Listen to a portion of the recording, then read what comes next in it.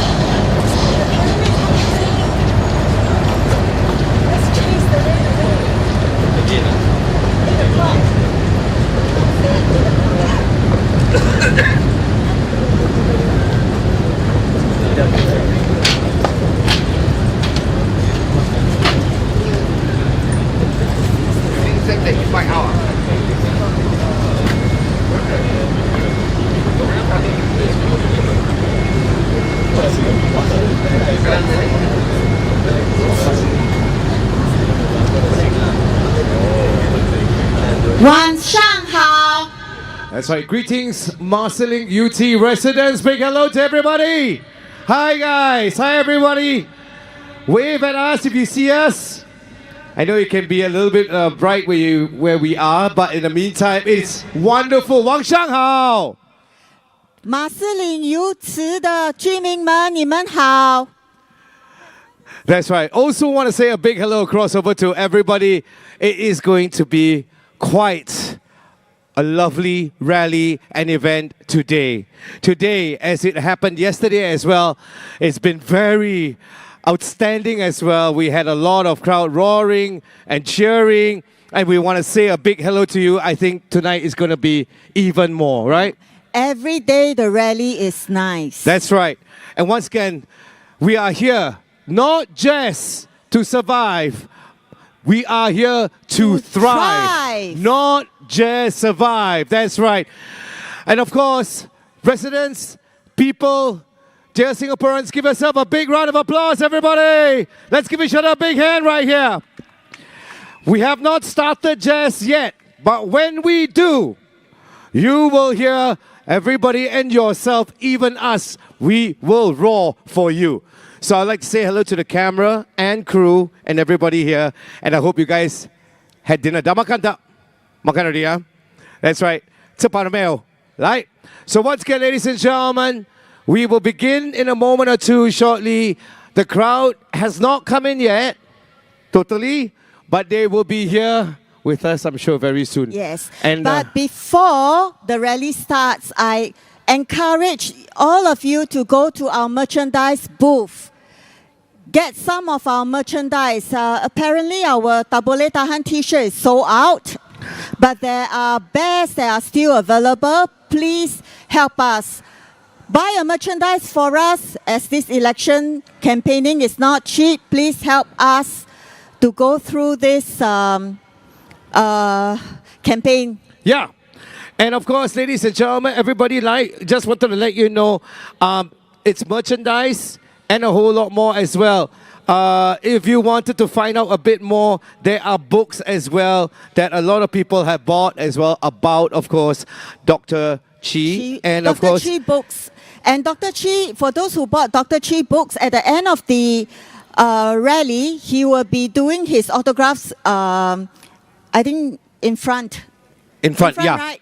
Correct. Yeah. Oh, over there. He will be doing the autograph after the rally at night, after 10 p.m. over there.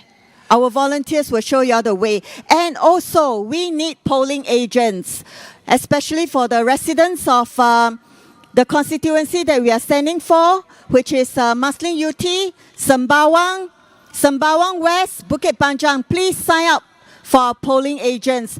For more information, go to our merchandise booth. There will be instruction from them. Yes, we need lots and lots of polling agents as well to be a part of us, as you will be placed in many areas where, of course, you'll be a part to facilitate that as well. Also as well, back to the merchandise, it is very important, ladies and gentlemen, because it keeps us going as well. And, you know, Dr. Chi has come a long way for 30 years being together with us through all the times he's been striving, surviving, thriving, and back even stronger. The three books, ladies and gentlemen, that he holds dear are Never on Bended Knees, Teacher, Thinker, Rebel, Why?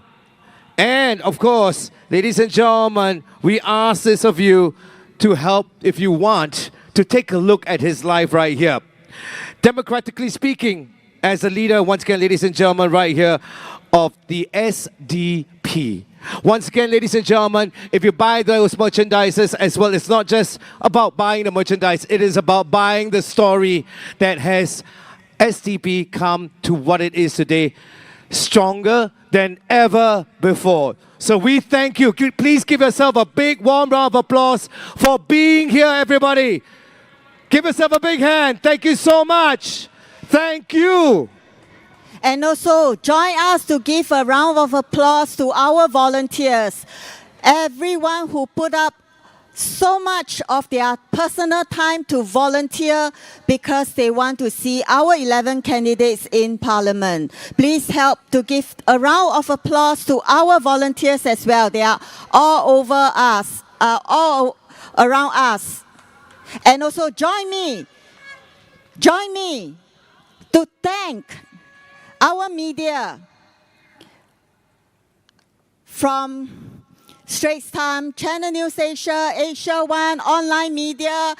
They've been following us all through the rallies, doing live streaming for everyone, whether they are at home or they are overseas. And also to our men in blue for keeping us safe and for keeping everything in order. Please also join us to give them a round of applause. We appreciate what all of you are doing for us. Thank you very much. And as you say, Jaslyn, the votes are kept secret. Secret. So even the boss will not know? Yes. So after listening to us for like 4 days, don't be afraid to vote for us because your vote is secret. Your vote is secret. Wave those flags like. Good to see everybody. You know what, ladies and gentlemen? 吃饱了没有, sister? Eat already, ah? 饱了. Okay, very good. They actually walk all the way from where it is, where Woodlands Stadium is, all the way from the back. It's roughly about a good 15-20 minute walk. Yes. And our lovely dear auntie down here, auntie like, she walked, she waved the flag, she waves the flag. That is the spirit to thrive, not just survive. Hello, guys. Somebody blow your horn. Wow, that one high pitch horn, huh? Okay, so once again, everybody, you can get seated later on for a while if you like. Don't worry. Yes, that's the horn. Okay, get your water, everybody. Stay hydrated, okay? And if the crowd becomes too overbearing, it's okay. Just step away a little bit to where there are less people. Safety is so important for us as well. All right, ladies and gentlemen. Justin. Yes. Remember 5月3号，请投我们民主党一票，把我们的11位候选人送进国会。投票是秘密的，不用害怕，把你们的票给我们新加坡民主党，好不好？好不好？ Your voting is secret. Come 3rd of May. Please vote for SDP. Please send our 11 candidates to Parliament. Let them go to Parliament and speak up for you all. That's right. So, ladies and gentlemen, before we begin later shortly, we'll give you the estimate time that it should start. Roughly at about, of course, it kicks off at 7:45. We will be back on stage again roughly in the next 10 to 15 minutes.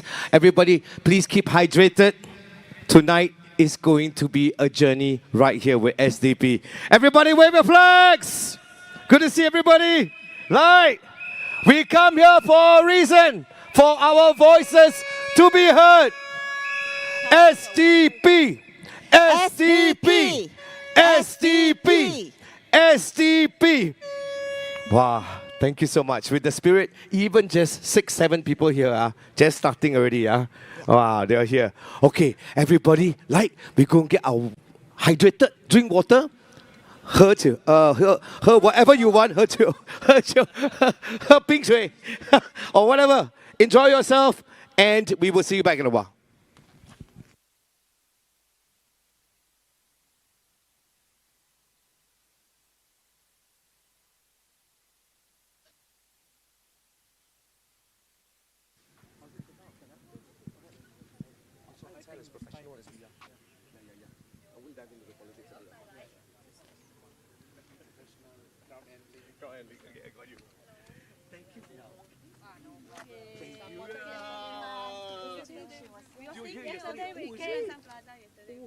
Yesterday we came raining actually. You give us raincoat.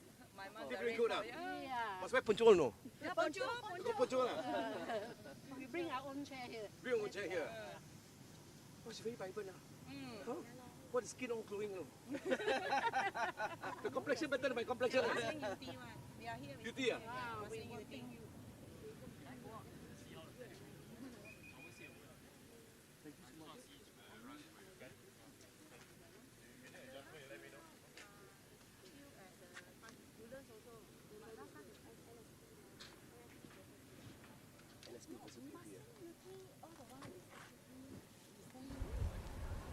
Nice to meet you guys.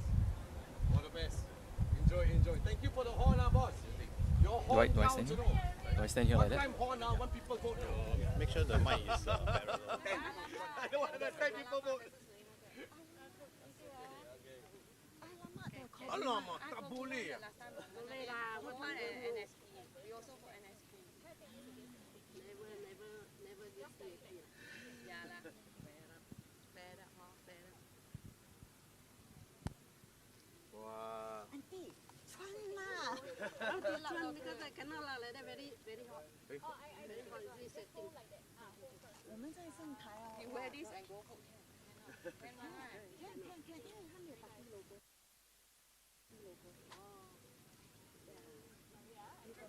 All the way. Wait, that one got party logo, no party logo. No, they have behind. Oh, have behind. At the back. At the back. Very nice. Cannot. But they see front, they don't see back. This is PAP, you know, the side is better. Caught you also don't know what happened. They catch you also don't know what happened. Last time I went like that, go to voting center. The voting center. Then they tell me, say, cannot you got this. So I said, are you going to take it off? If you go to Marine Parade, you can get a lot of attention. Yeah. Yesterday we went to take the kite go. 7:30 cannot go before. 7:30 cannot go. 7:30 go up already. Start already. Yeah, he's supposed to start lah. 7:30 cannot. Our guest speaker lah. Yeah, so You can start because I wanted to tell people because yesterday Asia One actually asked me about the T-shirt.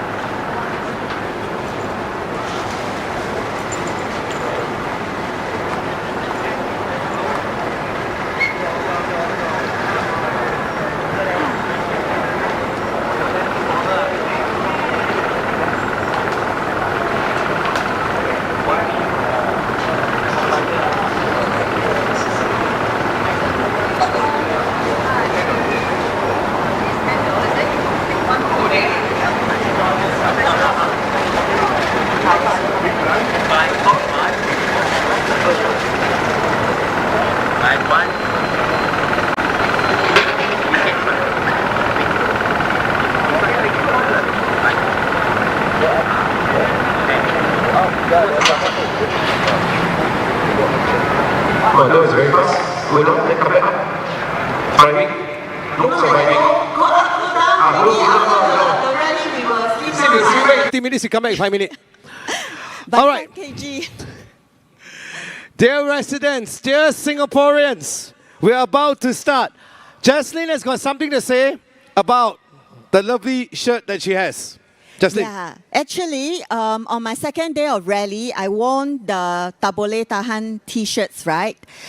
I was saying that that was the first original Tabole Tahan T-shirts. First, Huh? That was the original Tabole Tahan That means T-shirt. serial number 0001. Wow. It was hand-painted Okay. by one of our activists. And I have kept it because the rest of the T-shirt were confiscated. So in the whole of Singapore, there are only 2. One of it is with me. And hence, I am going to put up the T-shirt for bidding. So I actually forgotten about it because we were so busy with the rallies, with the campaigning. Asia One reporter reminded me because yesterday she came up to me and she actually interviewed me about this. I was like, oh yeah, Right. I've forgotten about it. So I went back and I checked on my messenger. And true enough, there were a few bidding. The highest bidder, who wants to remain anonymous, Yes. he sent me this message. He said that he was very touched that I stood in the rain with all the supporters. And he said that, wait, let me find And his message. she did perform in the rain. No joke, no joke. I hope that I don't have to perform in the rain, but if we need to, we will. We stand. will thrive, not just survive, right? Correct now. Can you give her a big hand, everybody? In the rain. Rain or shine.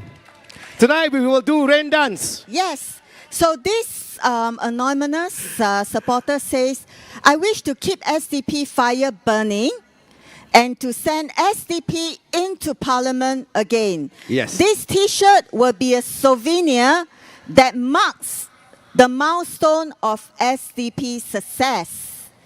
And he bidded, he's one of the highest so far, he bidded $500 for that T-shirt. Wow. Yes. Wow. Well done. Well Thank you for your done. support. But I told him, you might not be the highest, So that Who means the bid knows? is still going on. Yes, I will close the bid tonight. And if there's any highest bidder, yeah, we do everything for this election. Correct.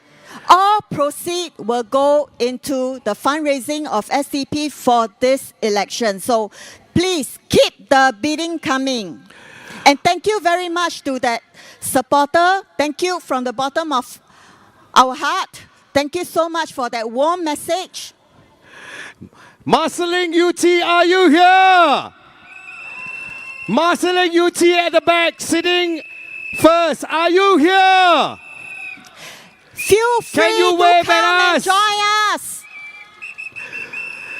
All right, and now, boss, it's time for you. If you would like, you can signal that horn. Okay, you can signal that horn. We are having our first speaker. We kick off. Other people, you might have to wait till 8 o'clock.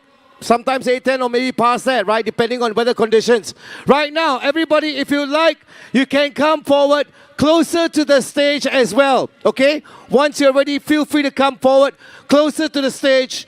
Show SDP that we are one and we are going to have things change right here. So everybody, over to you, Jaslyn, on your next introduction. Come closer, everybody. If you like, you can walk closer right here as well. Take your time as we bring up our next speaker. Yes.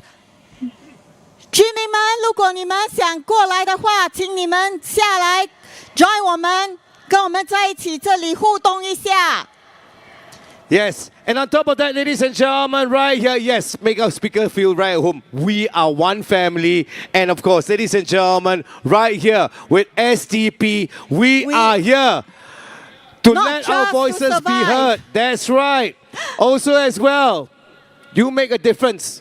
You make a difference to all of us, where your voices are heard, whether the topics are, and to your heart, cost of living, education, and everything that you want for. Ladies and gentlemen, we rally you. This is a rally. Come and Thank join you. us now. As we are the ones, each and every one of you, ladies and gentlemen, will be the ones to decide for SDP to be in Parliament. And once SDP is in Parliament, things are going to change. Are we ready? SDP! SDP! SDP! SDP! SDP! SDP! SDP! SDP! Come, everybody, come! Thank you for joining us. Thank you. And now, shall we introduce our first speaker? Our first speaker is a young boy that I know him when he was 15. He looks like a young man already. Yes, a young man. At that time, he took to the stage as our Young Democrats. At 15 years old, very brave boy, speaks very eloquently. And I remember we were very new to the party back then, but I was so impressed by this young boy. He was not afraid to speak up. He gave a very good rally speech. I actually felt that I am so much way behind him, even though I'm much older. He impressed me at a young age when he was 15. And now I am so proud to see that he has mature, grown up into a nice young man, still full of passion. So I would like to give the stage to Kenneth Lind. Ladies and gentlemen, let's give a round of applause to Kenneth Lim, everybody. Come forward, everybody. Let our voices be heard.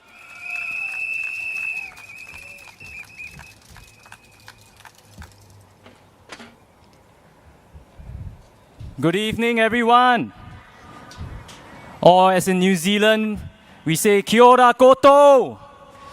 My name is Kenneth, and I have to say, I'm really proud of my friend, Mr. Arifin Shah, whom I studied with in New Zealand. We went through many good times, bad times, and times, let's just say, I won't talk about on this stage tonight. I studied industrial design, or product design, if you will.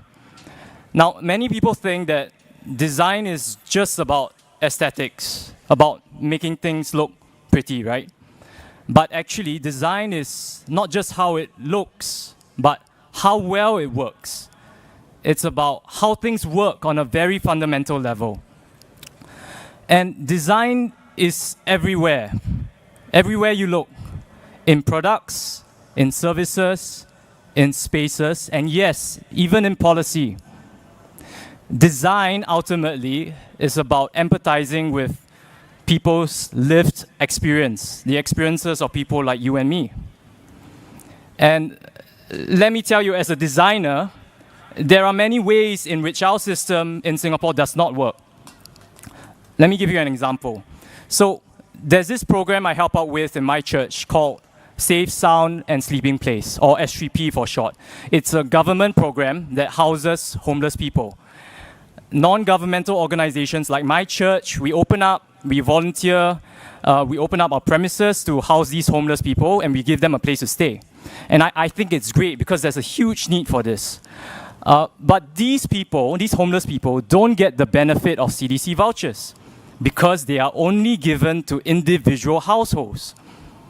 They are homeless people, meaning they do not have a house. So the only household the stayers have is the church, which means they have to share the $300 CDC vouchers amongst the 17 or so of them. So about $17 in vouchers for each person, meant to tide them through the current cost of living crisis.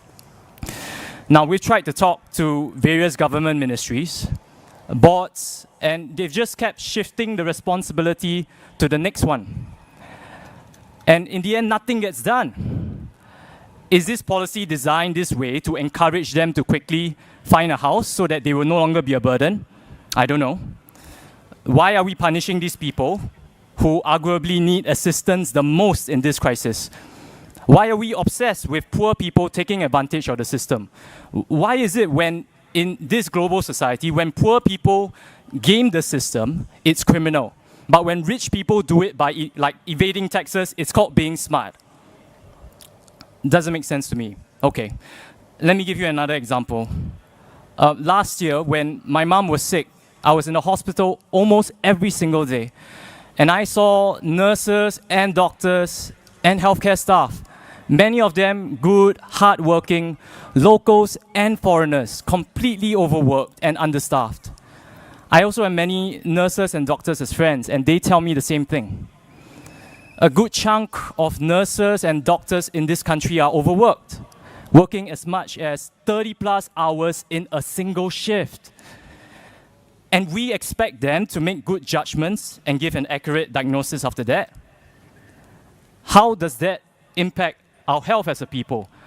Not to mention the physical and mental health of the healthcare workers, especially given the news of the nurse who committed suicide. One more example. You know, we see foreign workers every day on the roads, riding at the back of lorries without seatbelts. And we've all seen the fatal accidents that happen as a result. We've heard the government refusing to implement or subsidize proper seating because it's not cost effective. Saving lives is not cost effective. So in my view, our system, if you look at it, doesn't really work very well at all. Actually, let me correct myself. Our system does work very well for the ultra wealthy, for the billionaires, for the million-dollar ministers, but not for the rest of us. Singapore has amongst the world's highest concentration of billionaires per capita. And lest you think these are isolated examples, allow me to remind you of what Arifin has shared with you on the first night, of what the PAP in 1955 stood for. Universal minimum wage and strong independent unions. look at where we are now. Singapore is one of the very few holdouts in the developed world refusing to implement a truly universal minimum wage. The responsibility has shifted to us to upskill ourselves if we can't find a job. And where on earth are our independent unions? How are workers going to be sufficiently protected when the NTUC is in bed with the government and corporations? There's been a lot of talk of abandoning lately, but let me get this straight. If anyone has abandoned anything, it's the People's Action Party. The PAP has abandoned the workers, it has abandoned the working class, and it has abandoned the people. They now believe in what's called trickle-down economics. So let me explain what that is. Trickle-down economics. Imagine right now, we have a table, and the billionaires and corporate executives are seated at the table, while the rest of us are seated on the floor below the table. And while they are all having a tremendous feast, we are all hoping that some of the crumbs from their mouths will trickle down on the floor for us to eat. That is trickle-down economics.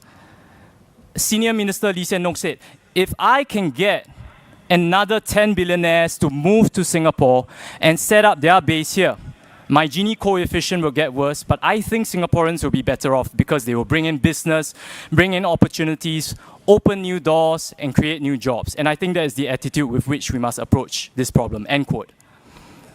Let me ask you all, after 60 years as a nation, do we really think trickle-down economics has worked? When taxes for the rich, like estate duty, have been cut, and taxes for the rich have remained comparatively low, while GST has increased for the rest of us, do we feel that trickle-down economics has worked? When ministers live in such huge mansions, such that the only way we can possibly live in such a big one is if we built it in Minecraft, do we think trickle-down economics has worked? And globally, when we see billionaires and corporate executives living out their best lives, some even in space, while the rest of us have to contend with the rising cost of living, do you think trickle-down economics has worked? And when the richest 1% of Singapore owns as much as the bottom 90%, and we see the wealth gap between the rich and the poor increasing year after year, do we feel that trickle-down economics has worked? No. If you're a first-time GE voter like me, you're probably noticing that things aren't looking too great in the world, in our society right now, and perhaps even in our personal lives. And it's depressing. It's hard to be hopeful about our situation. The earth is burning, and we have recently shot past the 1.5 degree limit nations agreed upon. And yet we have companies who continue to pollute, caring only for profits, and governments who turn a blind eye to them. Our government, in continuing to promote oil refining, refuses to shift away from the fossil fuel industry, and we are still amongst the world's highest polluters per capita. The climate crisis is getting worse. Politicians and corporate leaders are getting greedier. Billionaires party while the rest of us are worried about our futures. And you know, while we in the SDP want to debate about the policies that matter to working class Singaporeans, the PAP seems more interested in taking cheap shots, accusing us of abandoning a constituency when it is them who made it disappear in the first place. You know, we are the only opposition party with thoroughly researched, comprehensive policy papers. And I'm proud to have contributed to one of them on climate change. Thank you.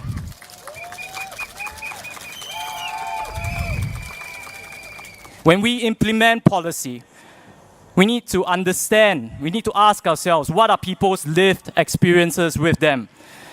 Do the ministers actually experience what is happening on the ground? Why are they so scared of debating policy?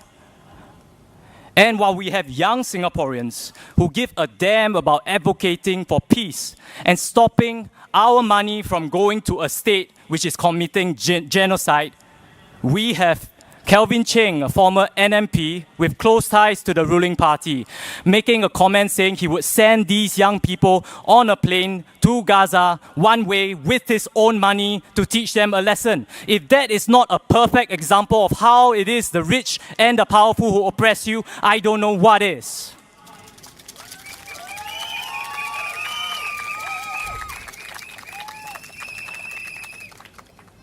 Recently, the PAP has introduced fear to try to persuade you.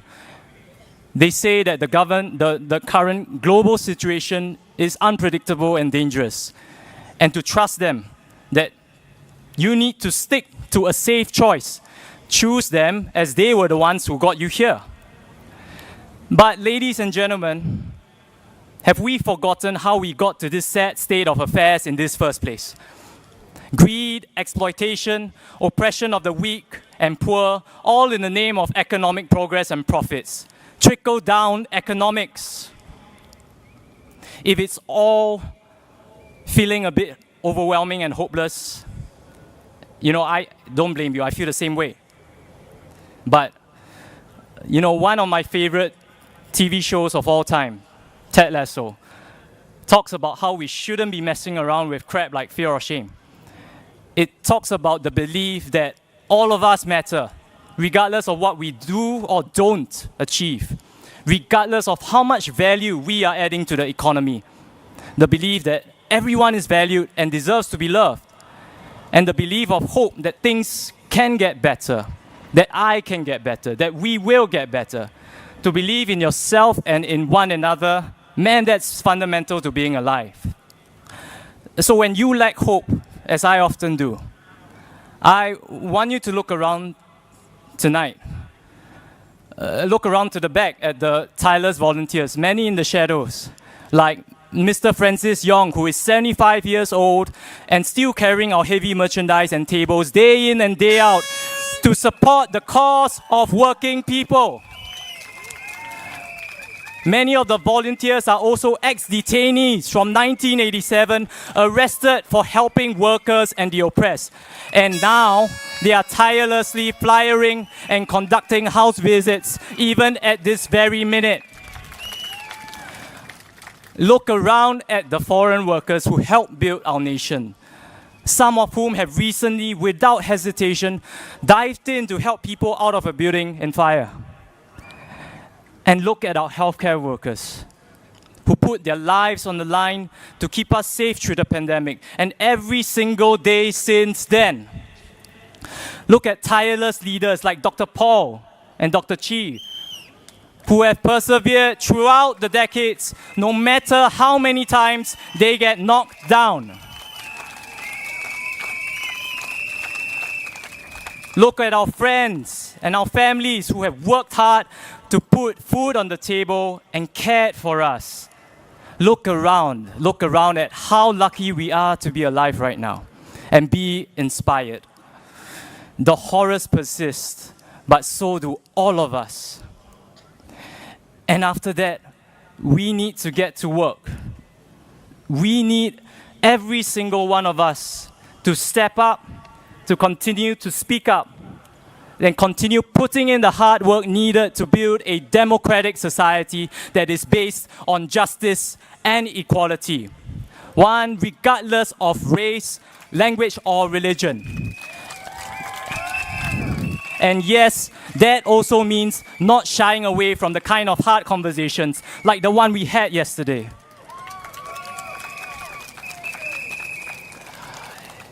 It is a vision of a more compassionate society where everyone is valued and where all of us, not just the billionaires, not just the $1 million ministers, can truly thrive and not just survive. Thank you.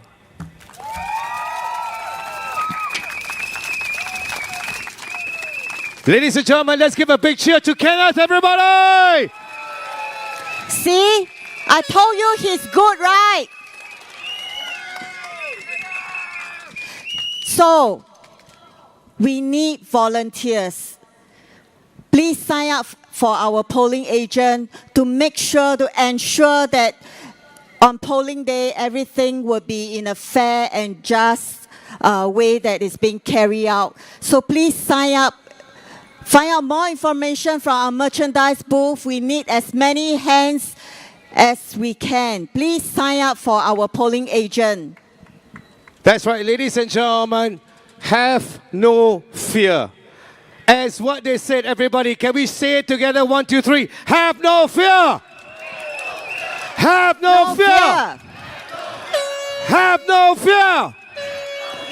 As what Arifin has said, no fear. Okay, we have already gone through it. We've already seen the tough times. We've already gone through all that is all about cost of living, all that is all about education, all that is all about workfare. Ladies and gentlemen, are we ready? The word is called Achumale. Do you remember that? Everybody, one race, one people. All races come together as one. Malay, Indians, Chinese, others, Filipinos, everybody. Ladies and gentlemen, are we one family SDP? Are we one family SDP? Now, shall we introduce our next speaker? She is the candidate for Sembawang GRC. Mother of 3 proud adult children by now. And also a long-time supporter, volunteers for SDP. Miss Suraya. Somebody blow the horn, please.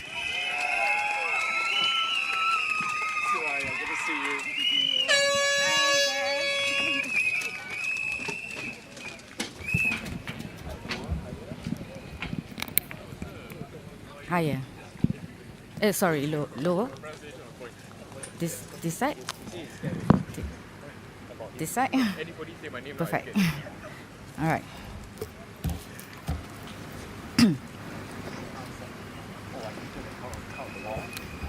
Yep, thanks. Good evening, fellow Singaporeans. Thank you for being here tonight. Thank you for daring to believe that things can change, even when we've been led to believe just trust the system. Because today, Singapore faces a critical question. Are we building a democracy or a mega corporation? Let's start where it hurts. Accountability or the lack of it. Look no further than the Income Alliance debacle. NTUC Income, a name built by workers, trusted by generation, made a deal to foreign giant without consulting the people who built it, insured it, dependent on it. No exhaustive public debate, no transparent and thorough explanation, no referendum for policy holders. Just a backroom deal wrapped in polite corporate words. And when Singaporeans demanded answers, they brushed us off. It's a business decision. Trust us. Move along. Trust them. After watching how own self check own self, the people of Singapore are not so easily fooled anymore.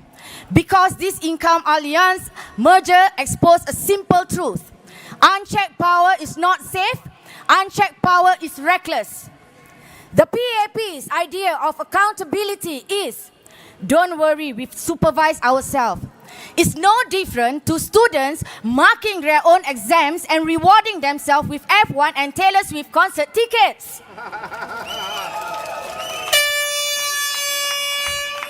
Well, guess what? With Income Alliance, they didn't just supervise themselves. They own self-checkmate own self. You know, the cost of living are rising and to continue to rise because you feel it every single day. Groceries are up 6% in a year. Electricity and water bills are climbing and continue to rise. HDB resale flats hitting 700,000 and more. COEs crossing 100,000 just for the privilege to drive. You know, We've had people telling us you need to work and find money until your bank account looks like a telephone number. But when you and I look at our ATM receipts, it's actually like a bus service number. They collect $1 million ministerial salaries without a blink. A mind-boggling salaries for redundant mayors that can feed low-income family every year. Now they talk about resilience. While they enjoy chauffeured cars, air-conditioned offices, and colonial bungalows and a Swiss standard of living. And they tell you, be resilient, eat cheaper food, adjust your lifestyle.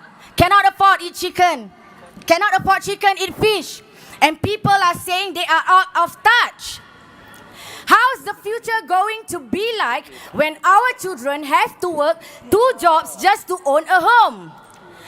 How's the future going to be like when they, in their old age, will need to wipe table and wash trays? But we don't have to wait for the future. Our seniors need all the help. Our platform workers need all the help. Our caregivers need all the help. The whole of Singapore is crying for help now. Now this is why SDP MPs must be in Parliament. Because right now, all you have is a PAP obsessed with 2 things. A blank check and the dream of one-party dominance forever. Let that sink in, my friends. They want a parliament where every uncomfortable question is silenced, where every rubber stamp is passed without challenge, where your frustrations are brushed off as noise, no opposing voices. No more of that.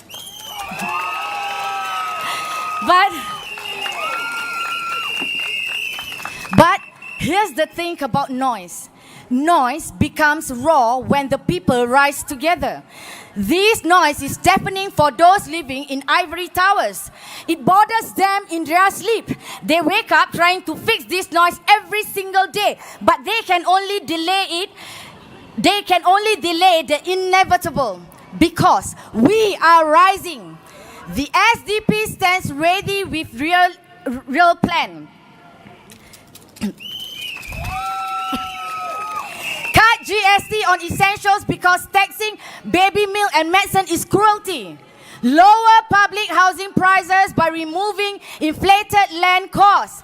Control COEs so owning a car doesn't require you winning the 4D lottery.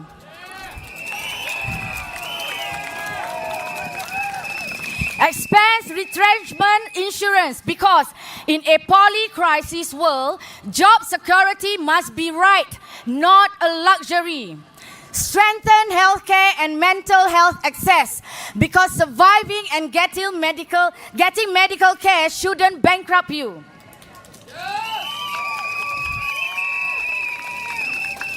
This, my friend, is not populism. This is responsible governance. Populism is promising you to the moon. Here we are offering you a service, plumbing, to flush out all the filth has been choking our beloved country. Here we are building a Singapore that values people. We are not cash cows out to be squeezed and milked. And we are not profit-making machines because we are not mere economic digits. Let me say this clearly. Electing SDP MPs is not about toppling the PAP. It's about balancing power. So no party, no minister, no GLC, no privileged elite ever forgets who really owns this country. The people, not a dinosaur party with stale propaganda.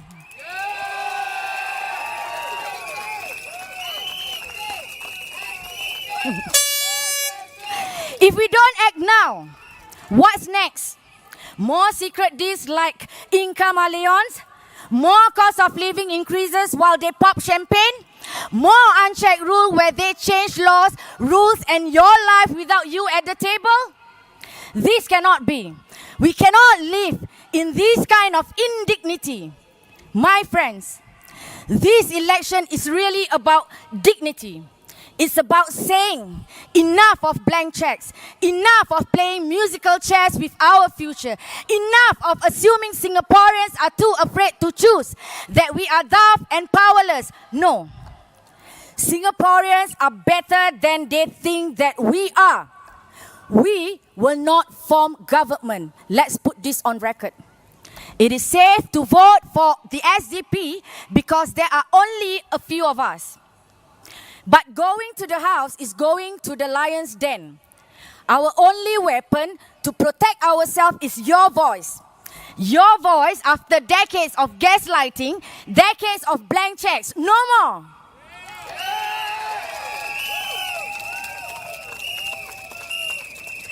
This is a voice of reason, the voice of courage.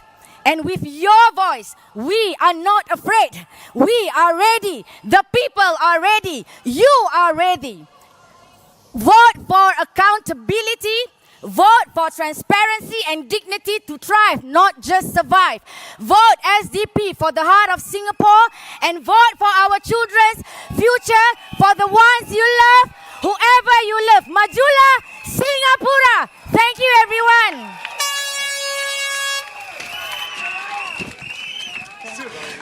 So on 3rd of May, join Suraya. Make the PAP cry. Vote for SDP. Vote Suraya into Parliament. Agree me? Agree, yes.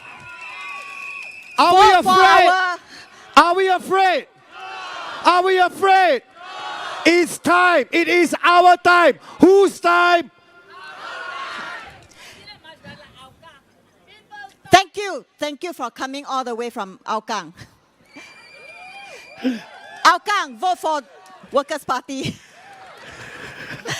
So, on the 3rd of May, join us. Vote for our 11 candidates. Send them to Parliament. Your vote is secret. My job is to have your chant because basically it's true. We need people there. We need people in Parliament. Can we say, send them in? Send them in. Send them in. Send them in. Send them in.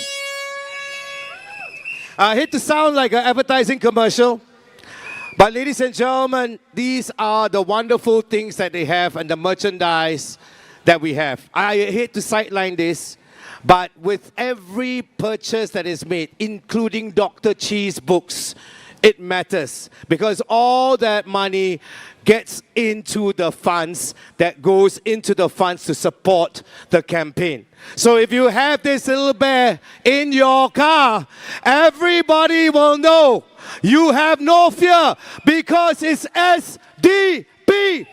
SDP. SDP.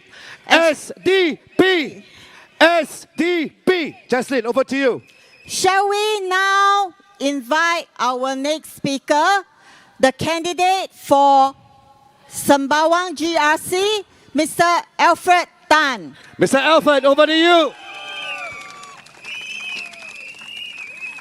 Let's give him a bigger round of applause, everybody. After you saw yesterday.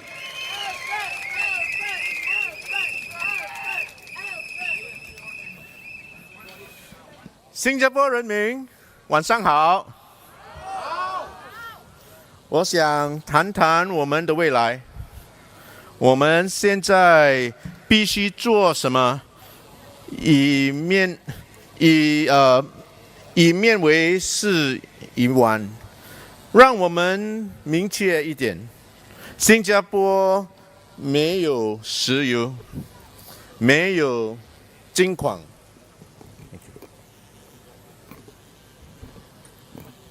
没有农田，我们只是有一种资源，只是一种，我们的人民，我们的头脑，我们的双手，我们的精神。如果我们继续认为只要顺从，只要只要埋头苦干就能生存，我们就完了。世界正在变化，比以往任何时候都快。人工智能、自动化、战争、贸易壁垒、政治游戏，环境将充满不确定性，动荡不安，充满活力。我们不能再依赖旧的方法了，我们不能说没关系，跨国公司 MNC 啊，跨国公司会照顾我们的，跨国公司没有重程度。他们今天去越南，明天去印度，再后去非洲。更便宜的劳动力，更好的税收优质。再见啊，新加坡！你以为他们会为了我们留在这里吗？会吗？不会啊，真的不会啊。新加坡是时候醒悟了，别再让我们的年轻人死记硬背考试答案了。别再跟孩子说别问，只要照着就行。我们必须鼓励创造力，质疑精神和评判性思维。我们必须敢于突破界限，挑战旧习，勇于创新。因为未来的工作不仅仅是听从知识，他们关乎创造新想法、新产品和新解决方案。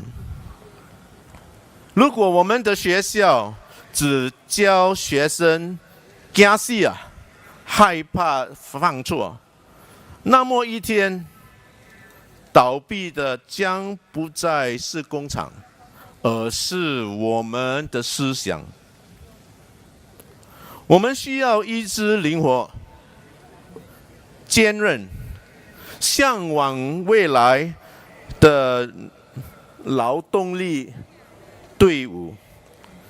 这个新世界需要的是韧性、勇气和毅力，而不是仅仅是服从。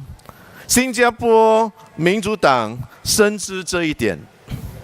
我们相信教育必须不断发展，不仅仅是拿 A， 而要学会思考，不仅仅是照办教科书，还要精益想象、建设、颠覆。因为如果我们不这样做，如果我们继续恐惧、继续怕动，我们就会落后了。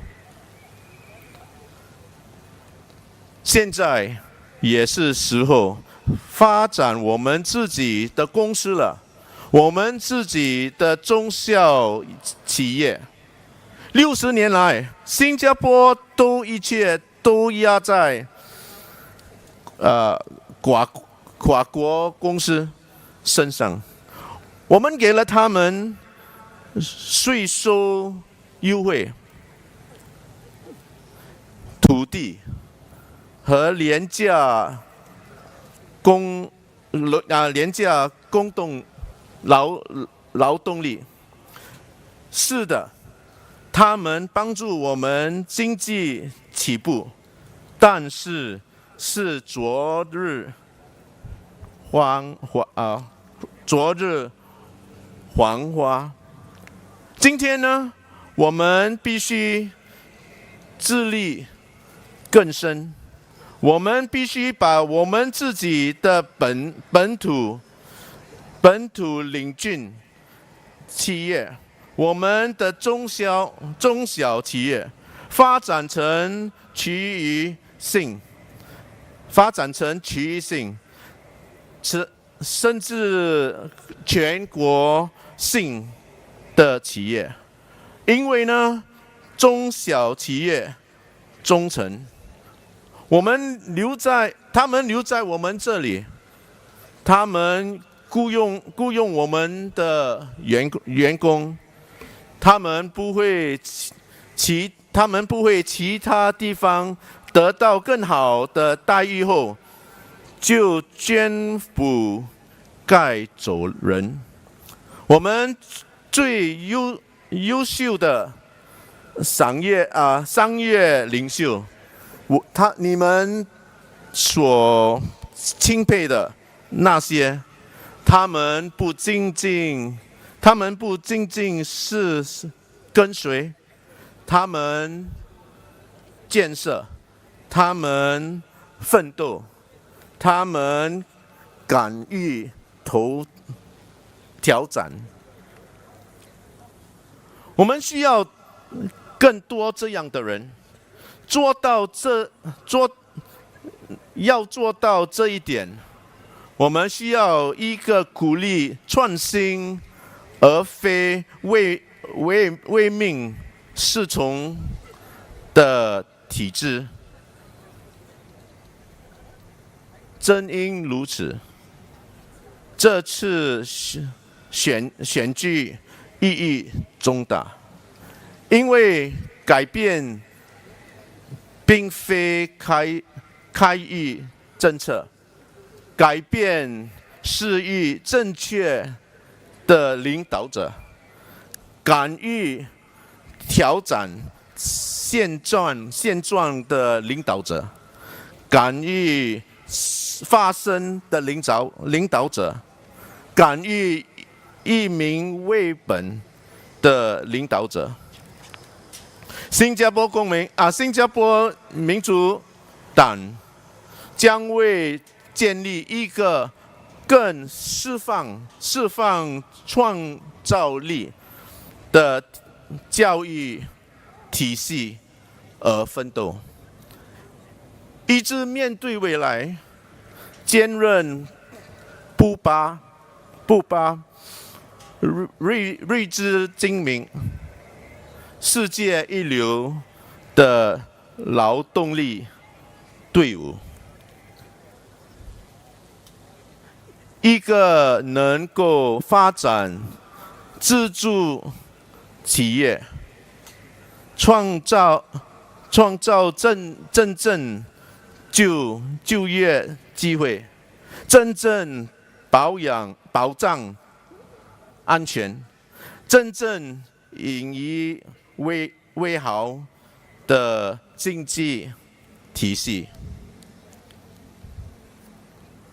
谨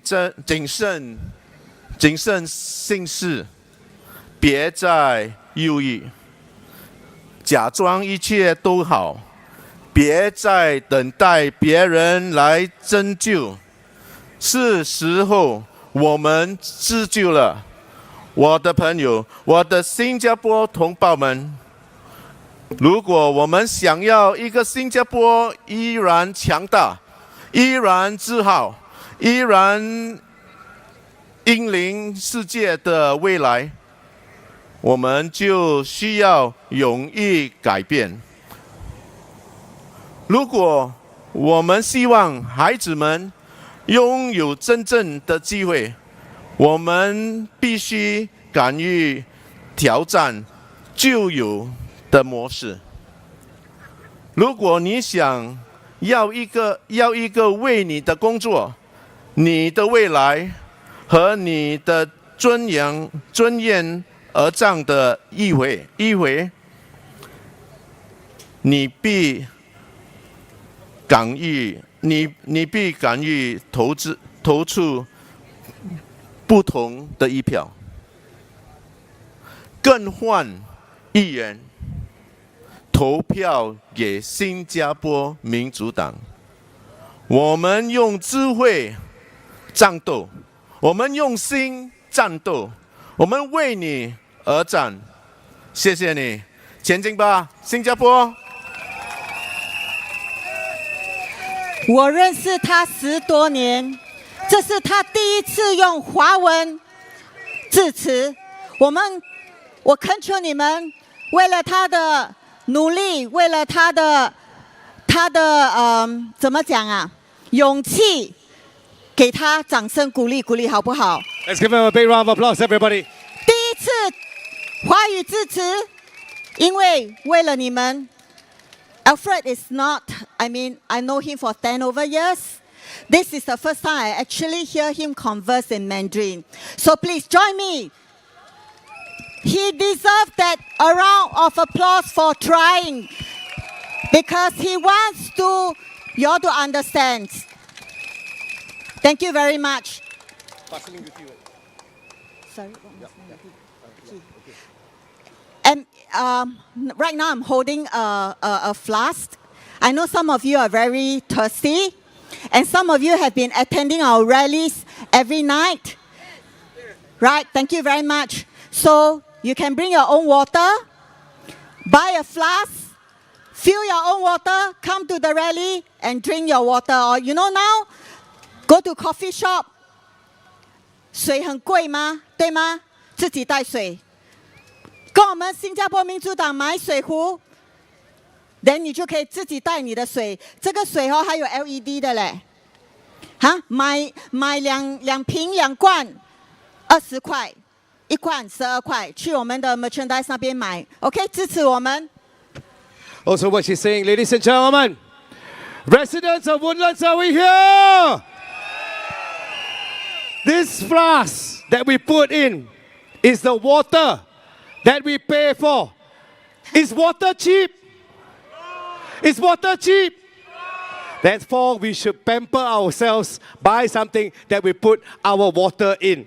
So, ladies and gentlemen, residents, fellow Singaporeans, and everybody here, right now, if we can have a show of hands, yesterday we had 12,000 people. 12,000. Wow, you shout until my phone also fall down. Everybody, light up your torches now. Okay, light up your torches and show. Light up your torches. Everybody, light up your torches now. Show your torches, guys. Everybody, show everybody that we're here. We don't need 12,000. We need a full strength of a full people that need to thrive, not just survive. Everybody, thrive, not survive. SDP! SDP! SDP! SDP! SDP! You in the back there! SDP! SDP! SDP! Supporters who have been with us for 45 years, you are the voices. You are the voices in Parliament. Somebody for SDP, make some noise!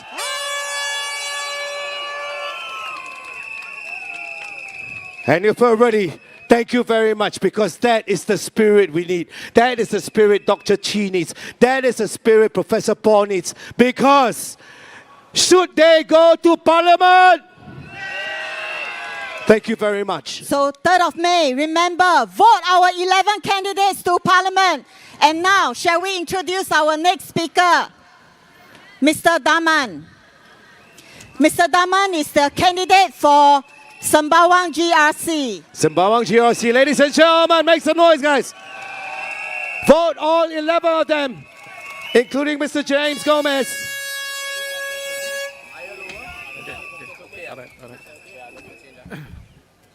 Fellow Singaporeans,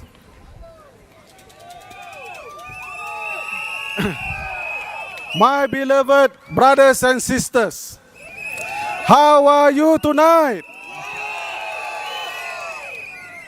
How many of you are from Marsiling-Yew?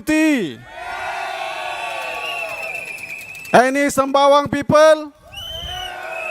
Good, good. Both of us on Saturday. Thank you so much for coming tonight. Your show of support brings hope to everyone. I am very happy to see and speak to you tonight. In a few days, we will be voting. For the last 5 years, you patiently work your jobs, bringing food to the table for your families, pay your rising bills, paying off 30 years of HDB loans for the new ones, right?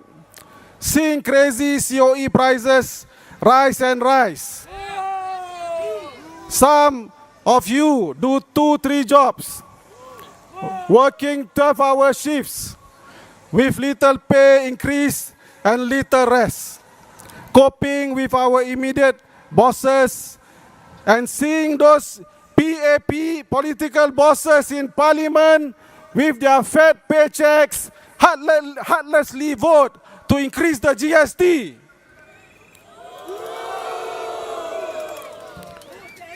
But on Saturday, my friends, when you vote, you become the real boss. Your hands on Saturday decides who speaks in parliament or sleeps and keeps quiet while cost of living rise and rise. Do you want to see MPs who voted to increase the GST paid on us again in parliament? Do you want to see the face of the MPs who allow our jobs to be taken away easily in parliament? Or do you want to see SDP MPs standing up and speaking up for you in parliament? So, my friends, in the last few days, we hear the PAP say, don't play with your votes. Do they think the people is stupid? We are a nation of educated people. We have good and committed teachers in our schools. We are the envy of others in the world for getting very good education. And after 60 years, we the people can surely use our minds to think and our eyes to see. And what we see in our country, run by a bunch of rich elites, serving the interests of each other and their rich friends for far too long. So please, don't look down on us and tell us that we will play with our votes. No, we will not play with our votes. Yes. Thank you, thank you. We may be blue-collar workers, the Grab driver, the delivery driver, the road sweeper, the cleaner, the contract worker earning hourly wage, the one they treat as mere economic digits. But we surely are not stupid. We can think, we have feelings, and we are in pain. Right? We know how important our vote is. You only get to cast it once every 5 years. And in these 9 days, you the people are the boss conducting the job interviews for your new MPs. The table is now turned. It is even Steven again. They throw you beautiful brochures, right? You get it at your doorstep with their smiley faces and so on. Promises and promises. They give you 5 years town plans that are actually routine works of the URA and HDB, a non-partisan government agency, timed perfectly for the election. And they claim as theirs. and vouchers, right? But you, the boss, must ask them difficult questions. Those they don't like. Where were their hearts and conscience when they voted to increase the GST, knowing full well it will increase the price of everything we buy?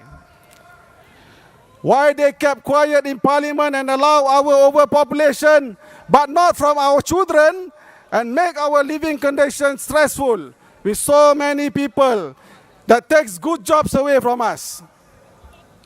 Why are our public hospitals so crowded that bed queues are so long, some for 24 hours?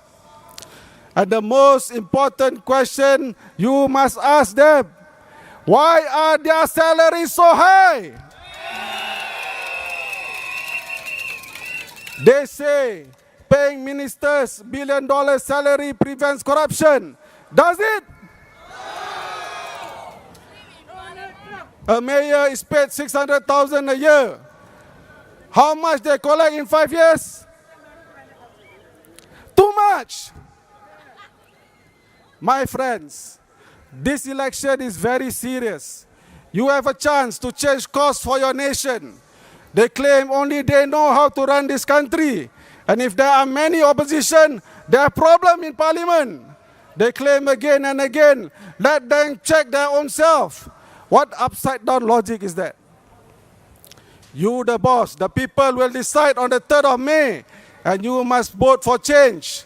Vote for an SDP MP who will speak up for you, the loudest, to stop the high cost of living, reduce the BTO prices, put you first for jobs and not others. Yeah, we're behind time. Para pengundi semua, Sabtu ini kuasa keramat kembali ke tangan anda. Pilihan anda akan menentukan masa depan indah untuk anak-anak kita ataupun terus ditekan dengan beban hidup yang PAP letakkan di atas bahu kita semua. Kita rakyat inginkan sebuah negara yang aman, damai dan sejahtera. Kita hidup bersama, hormati jiran tetangga, saling merasakan beban menyara hidup dengan penuh sabar, setia kepada Singapura, malah sedia berkorban apa saja. Kita tidak meminta bulan, namun kita damba untuk dilayani dengan adil dan saksama. Suatu harapan yang datang dari hati nurani rakyat yang telah lama menunggu dan terus menunggu. Kita di penghujung musim hari raya. Masa berkempen, kami sering bertemu orang yang sedang berkunjung dan berhari raya. Suasana meriah menjejukkan hati dan jiwa kami.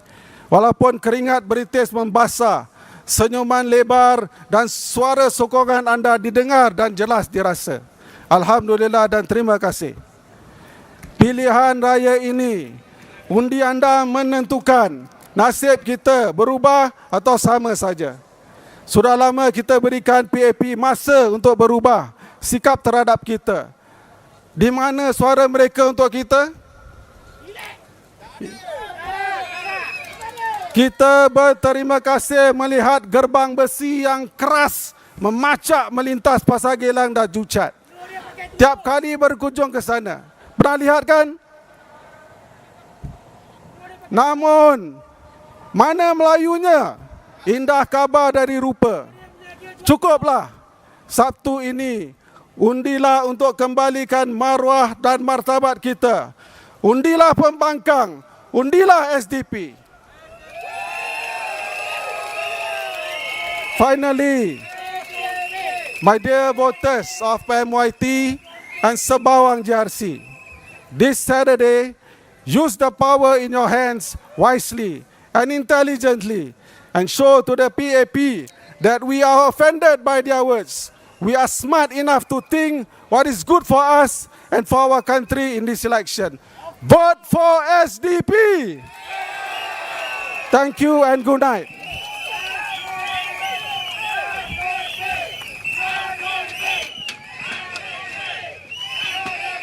Tak boleh tahan already, right?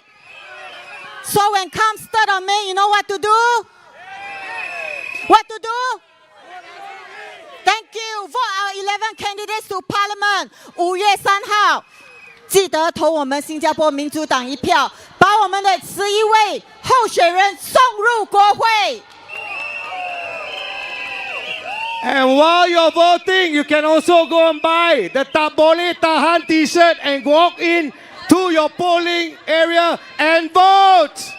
Bernard, our Tak Boleh Tahan T-shirt is sold out. That's how Tak Boleh Tahan everyone is. Tak Boleh Tahan T-shirt is sold out. That's right, sold out. Oh, sold out already. Sold out. It's sold out. Thank you very much for supporting our Tak Boleh Tahan T-shirt.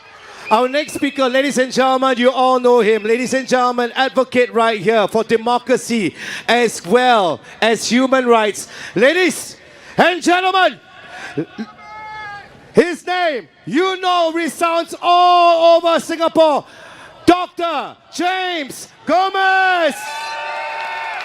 Dr. James Gomez is also the team leader for Sembawang GRC.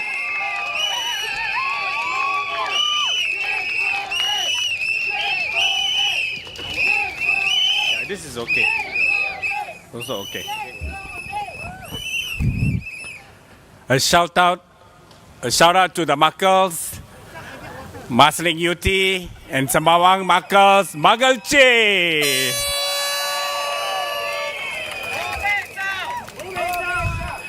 I did a special video for all the Muggles, both in Marsiling-Yew and Sembawang, using Rajinikanth's Nirpuda song. Please check out my TikTok account, Vagama Pode, with the male and everything. This one's special to all the Muggles here. Thank you so much.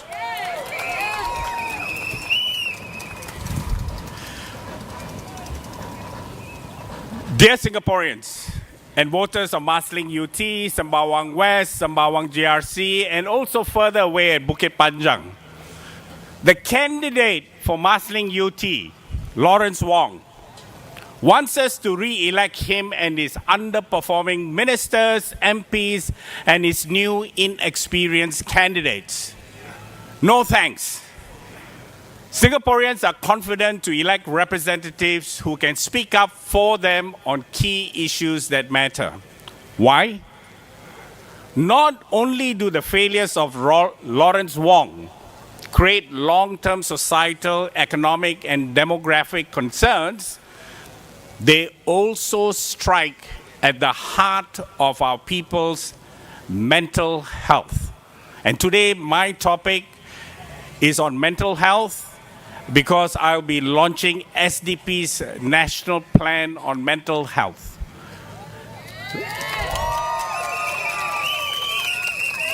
Lawrence Wong's failure to address the real pressures is weighing heavily on the mental health of our people. And there are 5 reasons for this. 1, uncontrolled immigration. Every day, Singaporeans endure overcrowded trains, packed hospital, and shrinking public space. Whoa. This relentless overcrowding drains our quality of life and erodes our sense of belonging. 2, fierce job competition. With increased immigration and import of foreign labor, it pushes Singaporeans first entering the job market and young adults harder in an environment where wages are pushed down very, very much further. Yet, even our best graduates struggle to find secure, decent paying jobs. And their future prospects are being crushed under a system that brings in more foreign labor but delivers less for Singaporeans. 3, skyrocketing cost of living. Meanwhile, wages have stagnated and their real value diminished, while food, transport, housing prices continue to climb. For many families, just fighting to stay barely afloat is a challenge. 4, cyberbullying. 1 in 4 of our children has reported being bullied online. And it's just not children. Adults too suffer from online harassment, doxing, and other forms of digital abuse.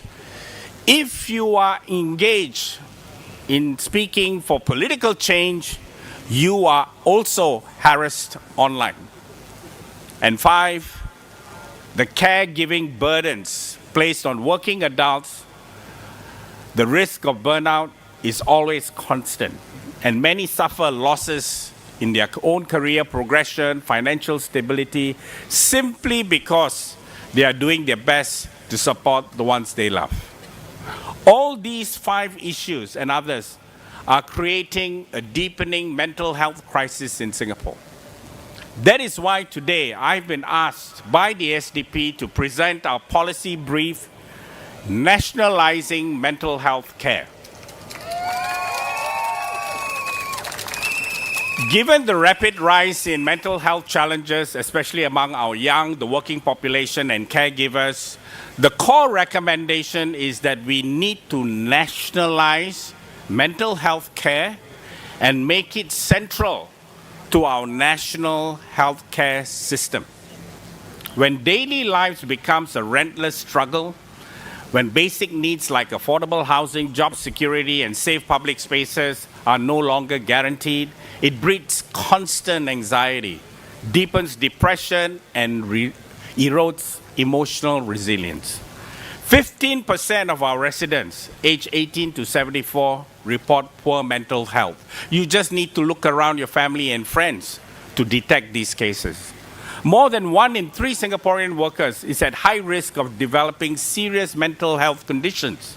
And alarmingly, 30% of young Singaporeans experience severe or extremely severe symptoms of depression, anxiety, or stress.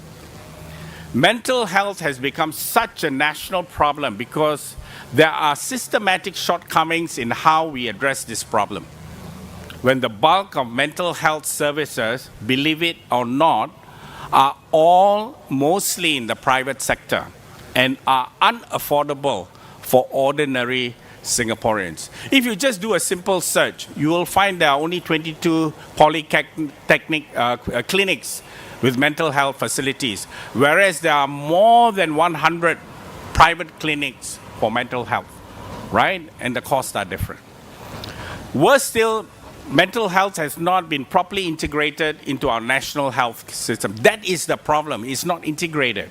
And the integration is extremely slow, leaving many Singaporeans no option but to seek costly private options they simply cannot afford, or avoid mental health care altogether. Ong Ye Kung's health ministry, and Ong Ye Kung is now on the other side doing his campaign speech for Sembawang GRC, has failed to adequately address the issue at hand and has turned literally a blind eye to the root causes of this distress. So this is the problem. They talk about a little bit of fix here, a little bit of fix there, not on time, but they do not address the root cause. That is why Ong Ye Kung has to go.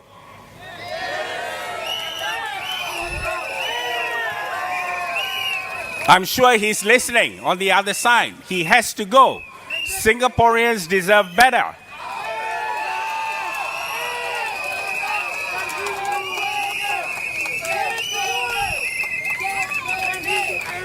To address this issue head on, let me elaborate on SDP's National Mental Health Plan.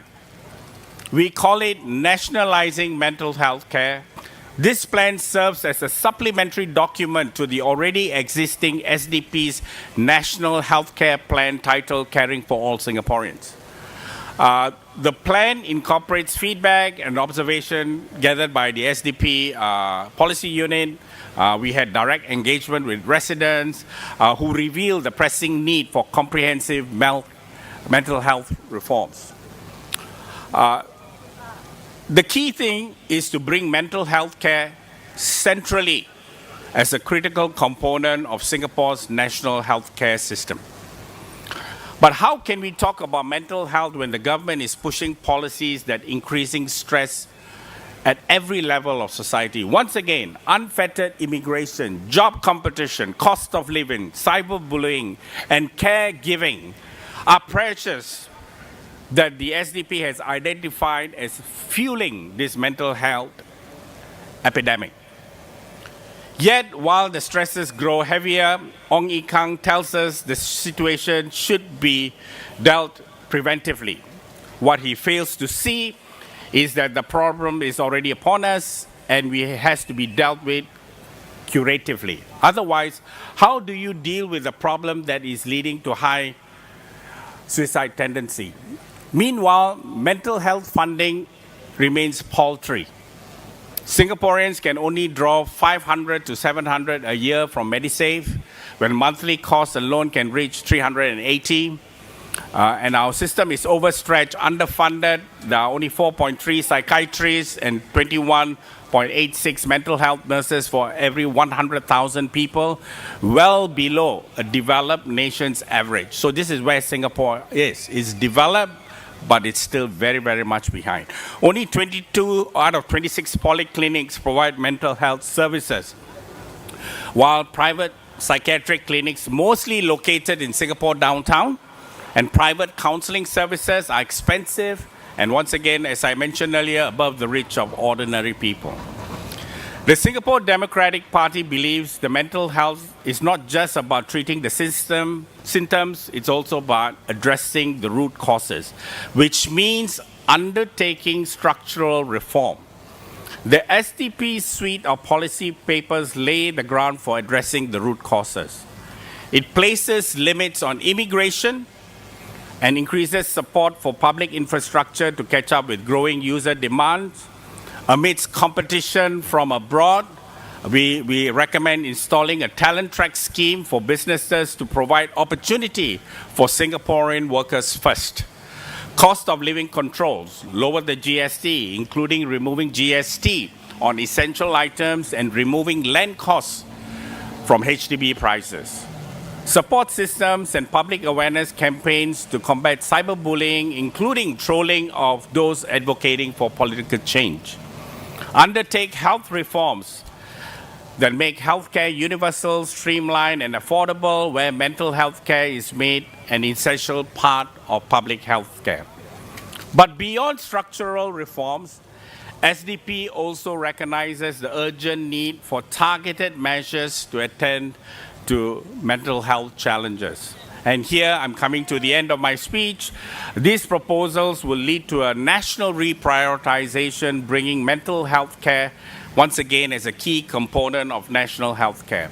One, we will launch sustained nationwide mental health education campaigns to break the stigma and promote early help seeking. Two, we will build community-based wellness center with a focus on our youth and young adults, accessible hubs for care, counseling, and crisis support. Three, to tackle the growing problem of workplace stress, the SDP will advocate for formal mental health leave and flexible working arrangement. Four, we will expand financial support schemes to ease the burden and support of caregivers. Fifth and finally, the SDP will fight to create and expand more parks, green spaces, and giving every Singaporean an accessible space to rest, recharge, and find peace among the stresses of city life. The SDP's National Mental Health Plan is a long-term vision to build a healthy and more resilient Singapore. Let's be clear. Singapore's mental health crisis is not a product of fate. It is the result of years of negligence, bad policies, and the absence of effective action by the PAP government. Lawrence Wong, and especially Ong Ye Kung, when holding the Health Ministry portfolio, asking for re-election, but sidestep the root cause of this mental health crisis confronting Singapore. SDP offers something different.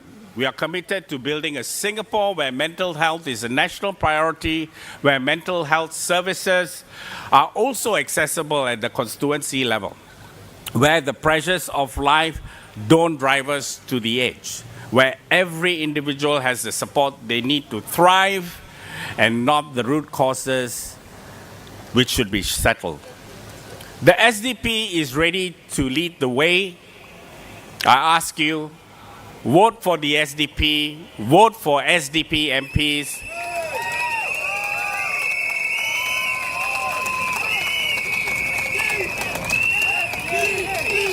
Actually, and this is my last sentence really, actually what we are looking for is a strong mandate, a clear signal from you, so we do not have to re-elect underperforming prime ministers, ministers, MPs, and their entourage of inexperienced candidates. So thank you very much and good night. Ladies and gentlemen, the man in the flesh, Dr. James Gomez, everybody. 3rd of May, vote for SDP, vote our 11 candidates to Parliament. Next person, ladies and gentlemen, right here. You've heard him all over in Singapore. Ladies and gentlemen, right here, the person behind ultimately have no fear. Everybody, you ready? Arifin! Arifin is a candidate for Marsiling-Yew.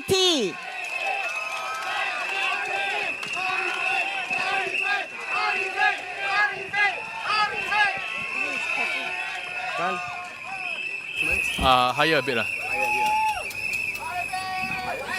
That's okay. Yeah.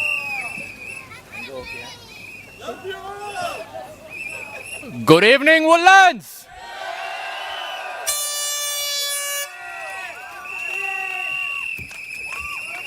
I hear a lot of chants of Achamile. We will do that at the end. We'll do that at the end. Yeah. I will remember. I'll remember. You know, it's very good to see so many young people here tonight. Young people, give yourselves a round of applause.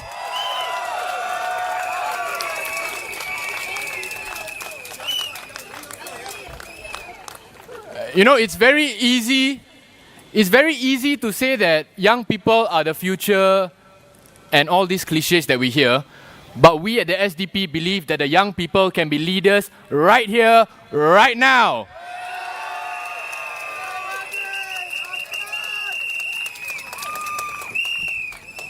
The only thing I will ask is that next time drag more friends along. You know, sometimes these days, when you look around Singapore, don't you guys feel that sometimes there are two different Singapores in this island? Not the blue and the red. One for the, sorry? White? Today is a dark. Basically, there is a Singapore for the elites, the ultra-rich, and there's a Singapore for the rest of us.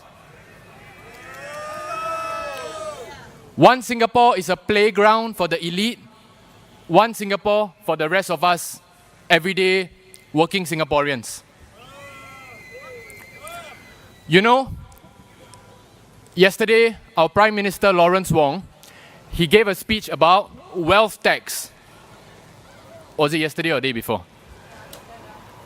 He was talking about how if wealth tax is introduced in Singapore, people living in condominiums and landed properties will have to pay more taxes.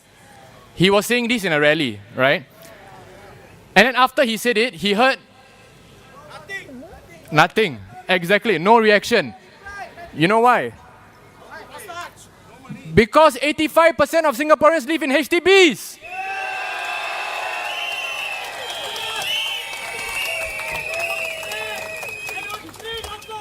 No, what? Okay, guys, I need to finish my speech.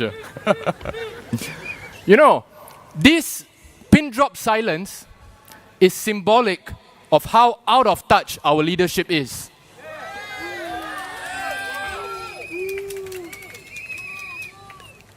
Honestly, do you think majority of Singaporeans care if the 1% is taxed a bit more? Honestly, if you are in the top 1%, you should pay your fair share of taxes. In fact, most people I speak to who have made it in life say that actually, you know, if I'm in this position, it is my duty to give back to society. And that's all what we are asking for.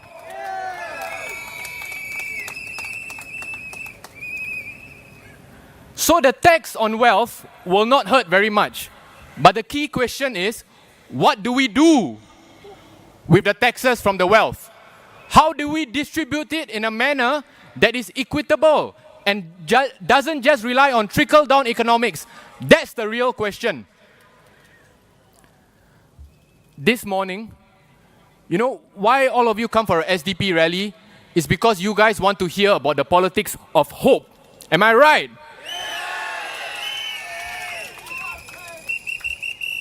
Ladies and gentlemen, here at the SDP, we reject the politics of fear.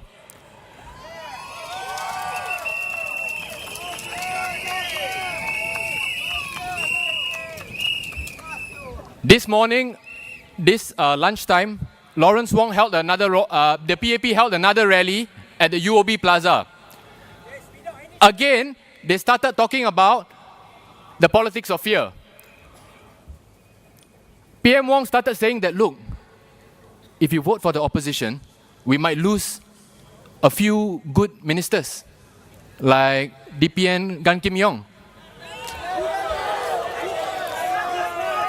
You know, what Singaporeans don't realize is that the backbone of Singapore is our rank and file civil servants, not our ministers.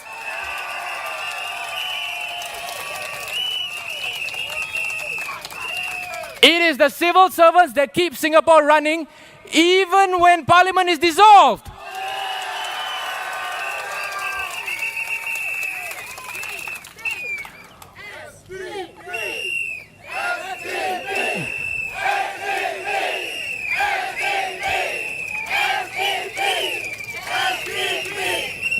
I got a long way to go, guys.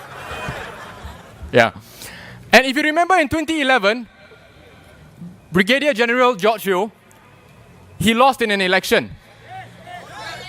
We moved on. Singapore moved on. Right? And to be fair to him, he also respected the decision of voters. I didn't see him being parachuted in anywhere.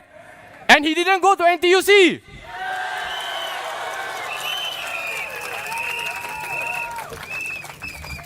In 2020 in Sengkang, the PAP lost a cabinet minister, Ng Chee Meng. Lost a few other office holders as well. But Sengkang is running fine. Am I right? Singapore is running fine. Ladies and gentlemen, Singapore will be okay. The people will be okay. We are bigger than our ministers. So please, please, do not hold Singaporeans hostage.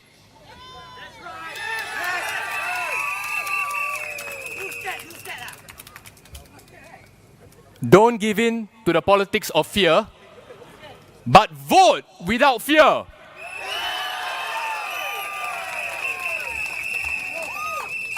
My fellow Singaporeans, honestly, we Singaporeans, we don't care about humble backgrounds, baby faces, or sob stories. Do we? We, the taxpayers, we are paying MPs, $15,000 of our own taxpayers' money as their salary every month. Part-time, exactly. You know. NSF, don't even get me started on mayors. My friends, NSFs, their pay is very low. If they try to work another job, what do they call it? Moonlight. Our MPs work three jobs in the daylight.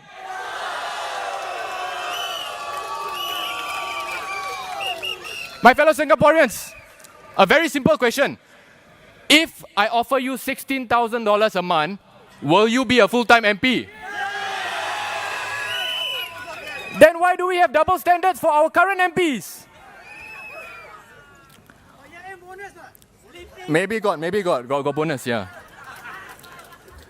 Basically, my point is this. When you go to the ballot box, look at the person in front of you. Can this person serve Singapore? Does this person have a good heart? And will he dedicate his full time to the constituency? Because let me tell you, the SDP MPs will all be full-time MPs.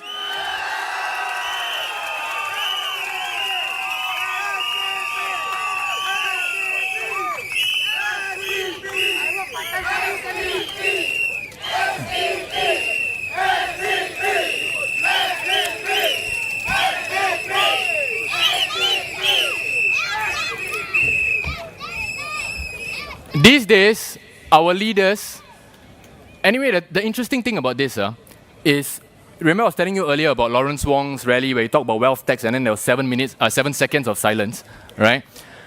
This happened in a PAP rally, which means that honestly, regardless of which political party you support, which rally you go to, it shows that how out of touch our leaders actually are. But when it comes to time of crisis, they tell you, don't worry, we are in this together. They say that we are on the same boat. My friends, we are on a sampan and they are on a mega yacht.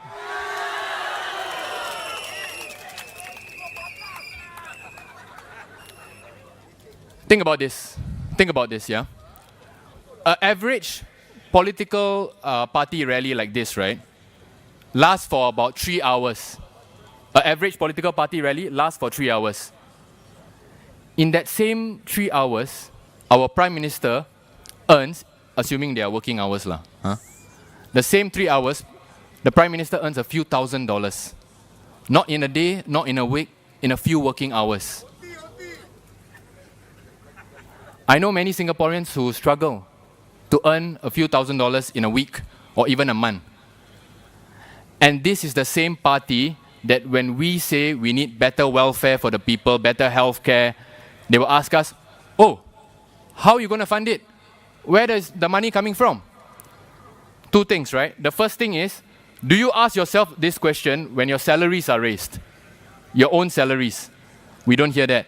And number two, and this is very important, if you look at the SDP's website, you will see very detailed manifestos, very detailed policy papers from education to housing to the economy. And what you will notice is we don't just talk about what we propose. We also talk about how we will pay for it, how we will fund it, and how it is actually sustainable. So don't ever let anyone tell you that the opposition only give ideas and don't tell you how to do it.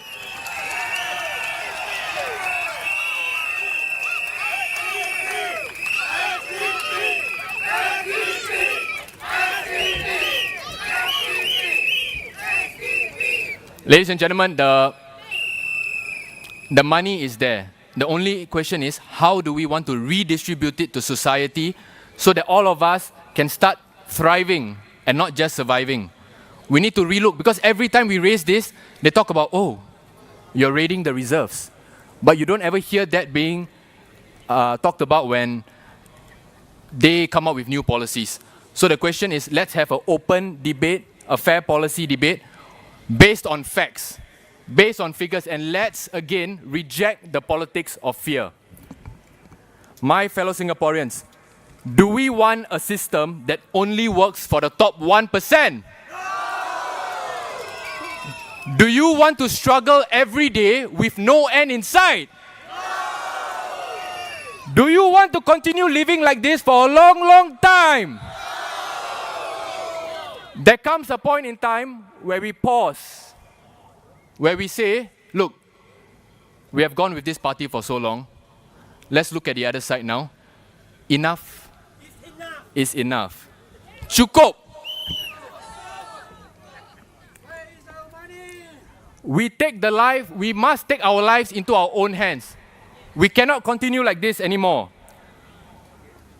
Listen, in a few minutes, you will be able to listen to the conviction and the dedication in the voices of Dr. Paul Tambaya,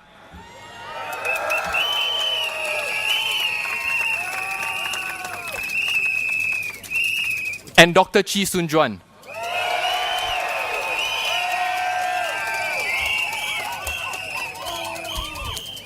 They are brilliant men, but more importantly, they are two good men who love Singapore.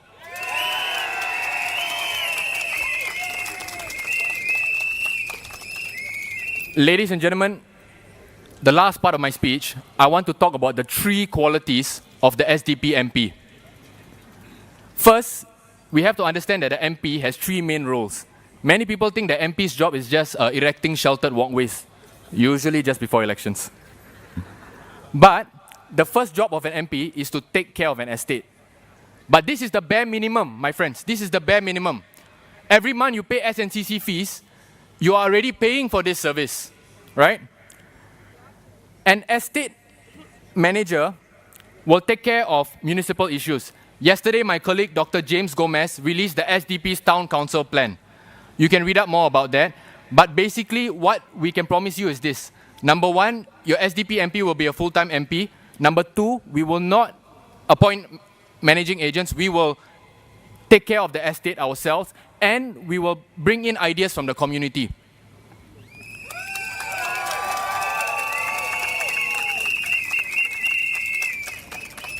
You know, the other day I saw this poster at Block 614 Chua Chu Kang at the Void Deck. I think it's brilliant, okay? I believe it was a resident who put up a poster to say that, and it was addressed to both candidates. Okay, so this poster was saying to PAP candidates, to SDP candidates, these are the concerns of the people in this block, okay? They talk about how Block 601 to 616 is not exactly well connected to the bus stops and the MRTs, and they say, please help us, and these are some things that can help us. I honestly think this is brilliant. And this is a good sign of active citizenry that the SDP wants to encourage. Because, my friends, the MPs, the ministers, they may not even live in the same constituency as you. They may not know the daily struggles you face. So if the SDP gets elected, our town council will be your town council as well.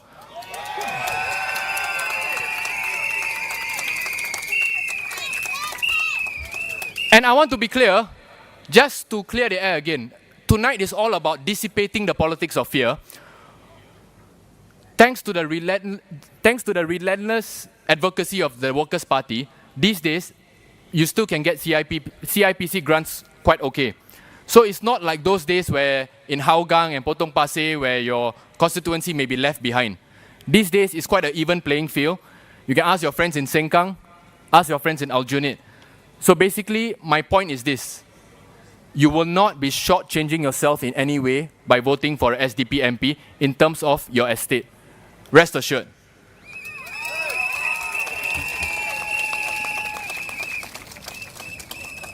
The other thing is this, okay? You know, how many of you have received these very glossy, beautiful town plans in your house? You know, Marsiling-Yew town plan, throw away it. No, read.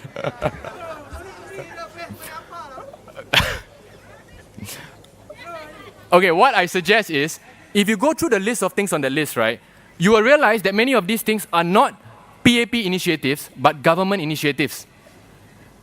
So your MRTs will still be there. Your CCs will still be built, right? So don't be misled into thinking that if you vote for opposition, all these things you won't get. Trust me, you will get all those things and a lot more.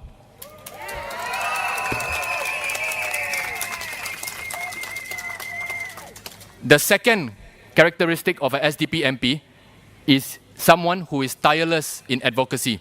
Of course, the SDP MPs will hold MPS. That's a given. Meet the People session.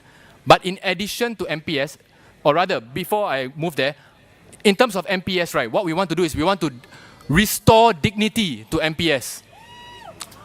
We don't want people to, queue up and then us and stuff like that. What we want to do is we try to streamline it. For those people who can, we can email, we can WhatsApp, we can make things more efficient, right, for all of us.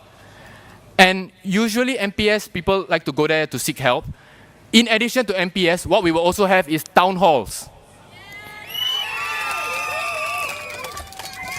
My fellow Singaporeans, bread and butter issues are important, but sometimes we need an outlet to air our views. We might want to talk about the budget. We might want to talk about what the government is doing with the Simply Go. We might want to talk about ERP 2.0. We might want to talk about things that are happening in other countries, and all these are valid things as a resident. And you should be able to go to your MP and talk to him about it. And if you have an idea for your estate, say, hey, I think this one we can convert into this and whatnot, we will have town halls.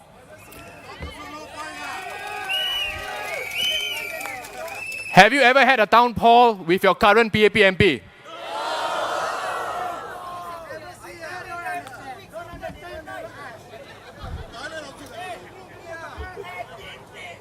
Thirdly, finally, and more crucially, the SDP will be your fearless voice in Parliament.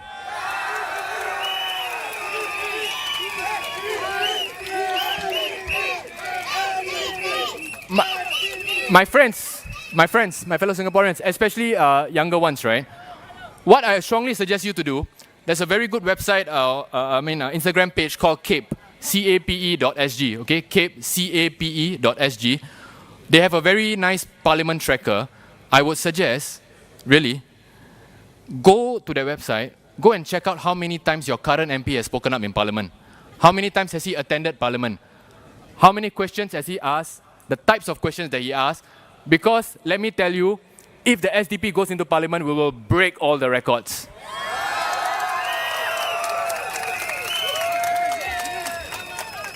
We, the SDP, will speak without fear, without favor. Our only loyalty is to Singaporeans.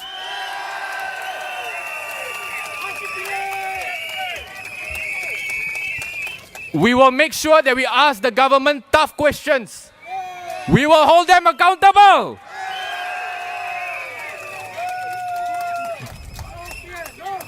No fear. We will leave no stone unturned. Jangan takut. So remember, when you are voting for the SDP, you're voting for someone who is tireless on the ground, relentless in advocacy, and fearless in parliament.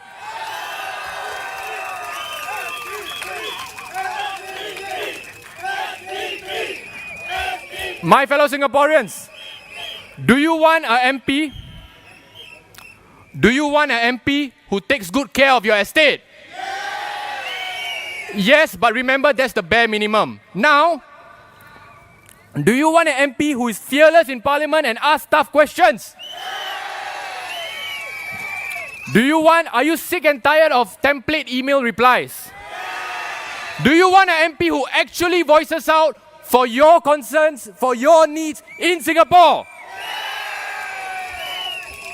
Then, my brothers and sisters, it is time to vote for the SDP.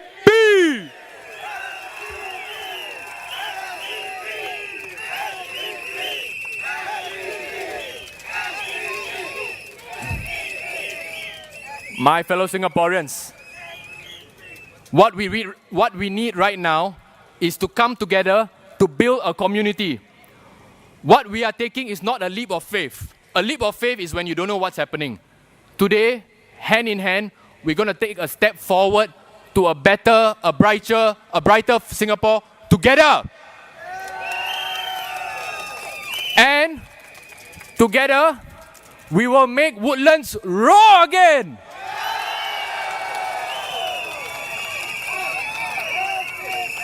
And together, those of you who are at Choa Chu Kang Stadium, you know how this goes. I will say Achamile, you all repeat after me, okay? Achamile! Louder, one more time. Achamile! Achamile! And I think the cameras, you want to see the crowd this time? Achamile! Thank you!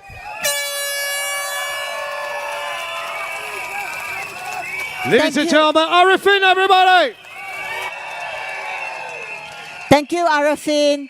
You know what Arifin said is very true. The parliament is being dissolved, but Singapore still go on, all thanks to our civil servants. And the civil servants among us, let's give them a round of applause, especially our police. And remember, even your civil servant can vote for other party rather than PAP, okay? Because your vote is secret. That's right. Your vote is secret, everybody. And just to let you know, even I'm just emceeing the event right here, I know a person who cannot sit. Ladies and gentlemen, to the people for the first 8, can we please give a round of applause because they brought the chair to the lovely lady here who was clinging on. Because in SDP, we care. Now, shall we introduce our next speaker? Our next speaker, ladies and gentlemen, let Woodlands hear them roar, Woodlands! Jufri Salim! The team leader for Marsiling-Yew, Mr. Jufri Salim. Higher. This is okay. This is okay. Okay, can.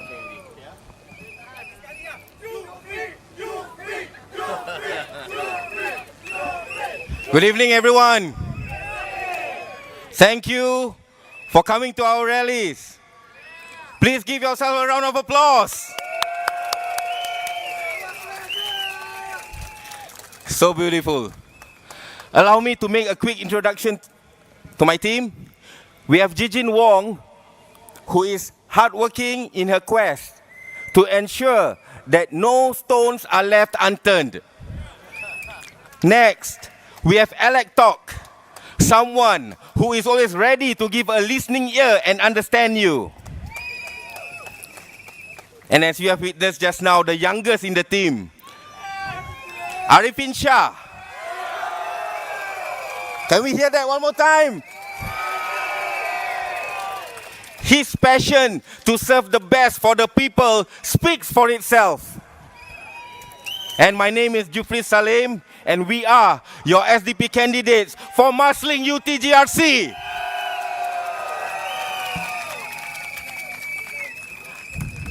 I am deeply rooted in the values of service, integrity, and sincerity. Our constituency, rich in spirit and diversity, deserves a leadership that listens, understands, and acts in your best interest.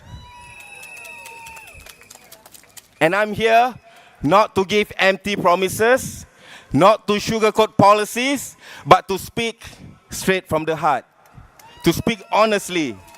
As a fellow Singaporean and as someone who believes in a better future for all of us. As a Singaporean who knows that life has become harder for many of us. And tonight, we are here to speak up for you, to fight for you.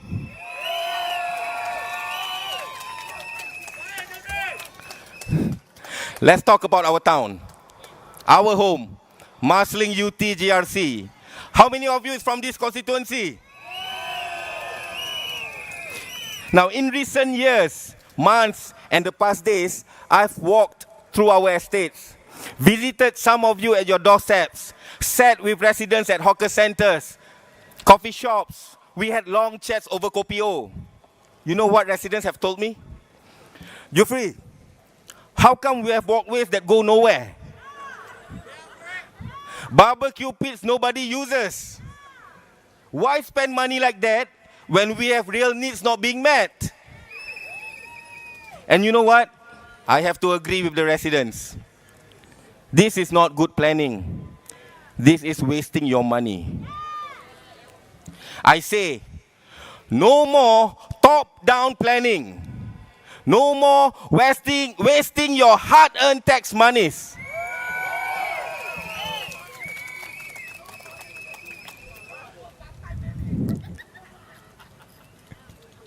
At SDP, we propose a full review of municipal spending.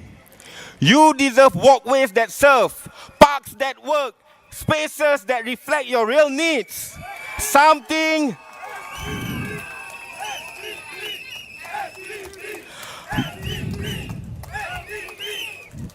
Thank you. And not something suggested to you from a top-down committee. As your MPs, we will hold regular town halls, open dialogues, and will always be available to you. not just during this election time and not just the Meet the People sessions. Because true leadership means being present, listen, understand, act.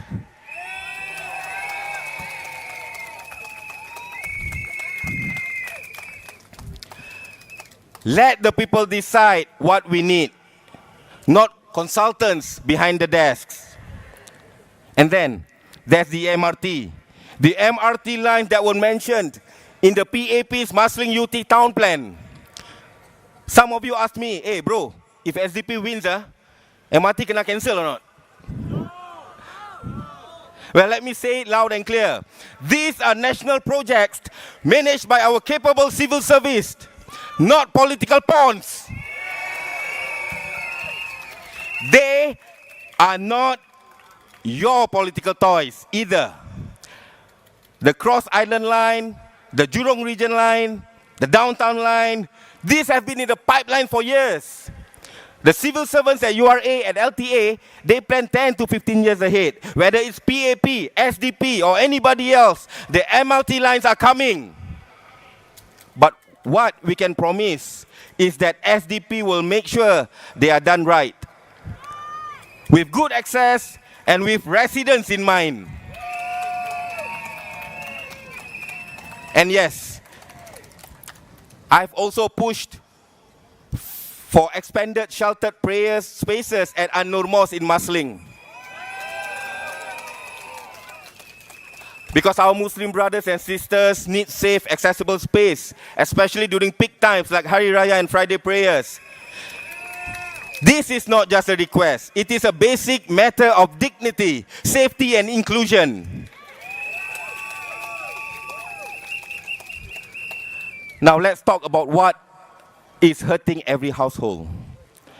The rising cost of living. Raise your hands if you feel everything getting more expensive. Housing, healthcare, groceries. Yeah, right. Even prata kosong and kopi O went up. Your kopi, your groceries are getting more expensive. Utility bills are going up. And yet, they still raise the GST.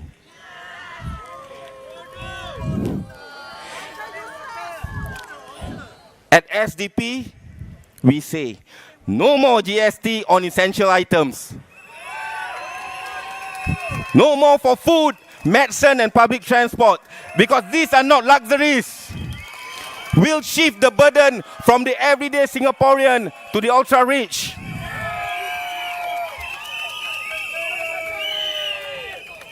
I also had young couples telling me that they are worried about starting a family.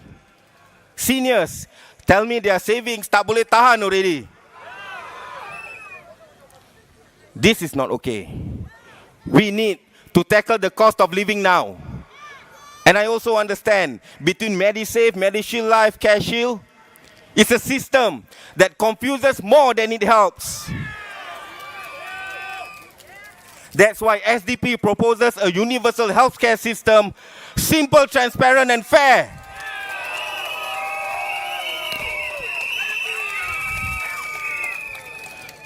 So you'll get treated based on your condition and needs. Another big issue that definitely needs to be addressed, and it has 3 letters in it: CPF.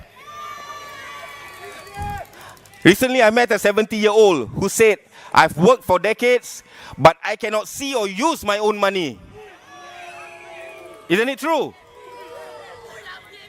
And that's why at SDP we say, that's your CPF, your retirement, your right.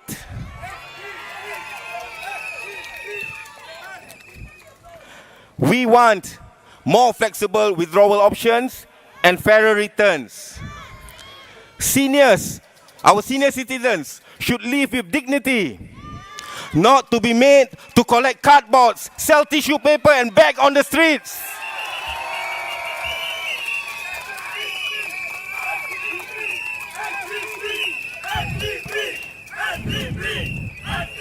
And you know what's been added into the fray? Foreign PMETs taking our jobs. While Singaporeans get passed over, People are asking, where's the fairness? We are not here to point fingers. We welcome foreigners. But we are here to make policies that put Singaporeans first. That's why we have the SDP's manifesto, the THRIVE acronym. Let me break it down to you real quick. T, taxes that are fair.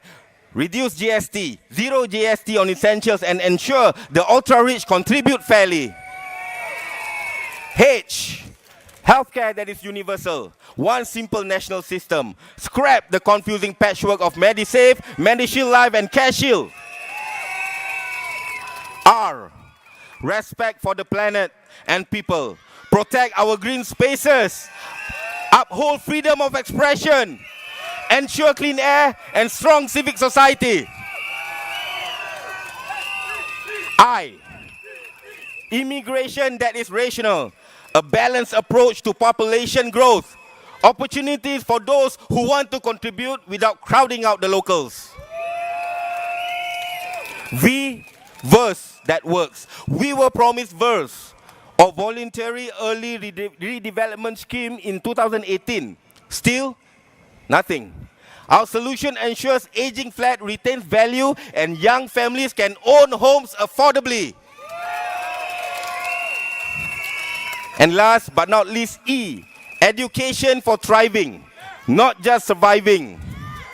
Focus on joyful learning, not just test taking. Let children explore and grow. And while we're at it, let's support the educators, the teachers. Let's create a Marsiling-Yew where every resident is valued, heard, and empowered. Where we all will thrive and not just survive. Where community means something again. This election is not just about a name or a party. It's about you, and me. It's about us. Before I go, let me ask you, do you want affordable homes? Vote SDP. Do you want affordable healthcare? Vote SDP. Do you want to lower the cost of living? Vote SDP. Do you want job security? Vote SDP. Do you want an MP who listens? Vote SDP. Do you want them to work harder, double, triple hard for you? Vote SDP. Let us build a Marsiling-Yew we are proud to call home. We can do this together. Vote for your future. Vote for the voice you deserve. Vote for the heart. Vote for SDP. Majulah Singapura. Majulah SDP. Thank you. Shukri Salim, ladies and gentlemen. Marsiling-Yew, let us roar! Come 3rd of May, remember, cast your vote to SDP. 5月3号，请投我们新加坡民主党一票，把我们的11位候选人送入国会。And now, without further ado,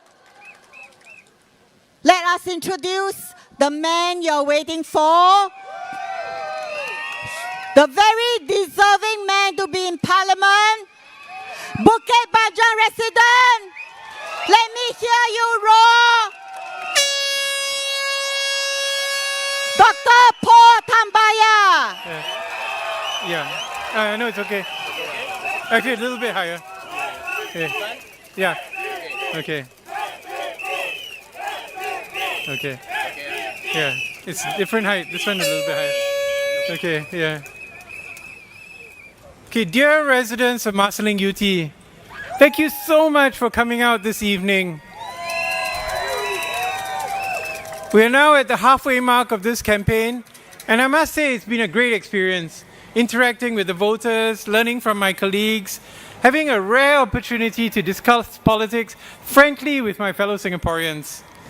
Don't believe anyone who tells you that Singaporeans are apolitical. Almost everyone I've met in the last 5 days has some opinion or other about some specific issues, mostly about the cost of living. We've had very good insights from members of the public who have written in or stopped to talk to us at rallies or on our house visits. On the other hand, we've had some very strange views put forward by the PAP leaders. Firstly, former Prime Minister Lee Hsien Loong reportedly said, this is reported in today's Straits Times, you lose a minister, okay, I make do. I think he said okay, not OYK. I lose 2 ministers, harder to make do. I lose 3 ministers, I'm in some trouble. Now this should be very troubling to Singaporeans who are thinking of voting for a PAP MP. It suggests the vast majority of them are either not trusted or not talented enough to make ministers. Now I can tell you with confidence that although the SDP Marsiling-Yew UT team is a relatively politically young team, with the exception of Jufri Salim, who you just heard, who's a political veteran, they may need some guidance from SDP seniors, but I am confident that within 1 or 2 election cycles, they will be ready to be ministers. And they can bring some very interesting perspectives, certainly to the Ministry of Culture, Community and Youth, given they're such a talented team. Now, Mr. Lee also called for Singaporeans to reject racial and religious identity politics. But it was not the SDP who came up with the CMIO classification. No opposition party ever called for racially based self-help groups. And the Ministry of Muslim Affairs was not set up by anyone other than the PAP. While the main purpose of the ministry is to administer the affairs of MUIS, which was previously housed within MCD, there is no question it is a government body. And if the government wants to take on the leadership within the Malay Muslim community, it is only right that the people hold them accountable.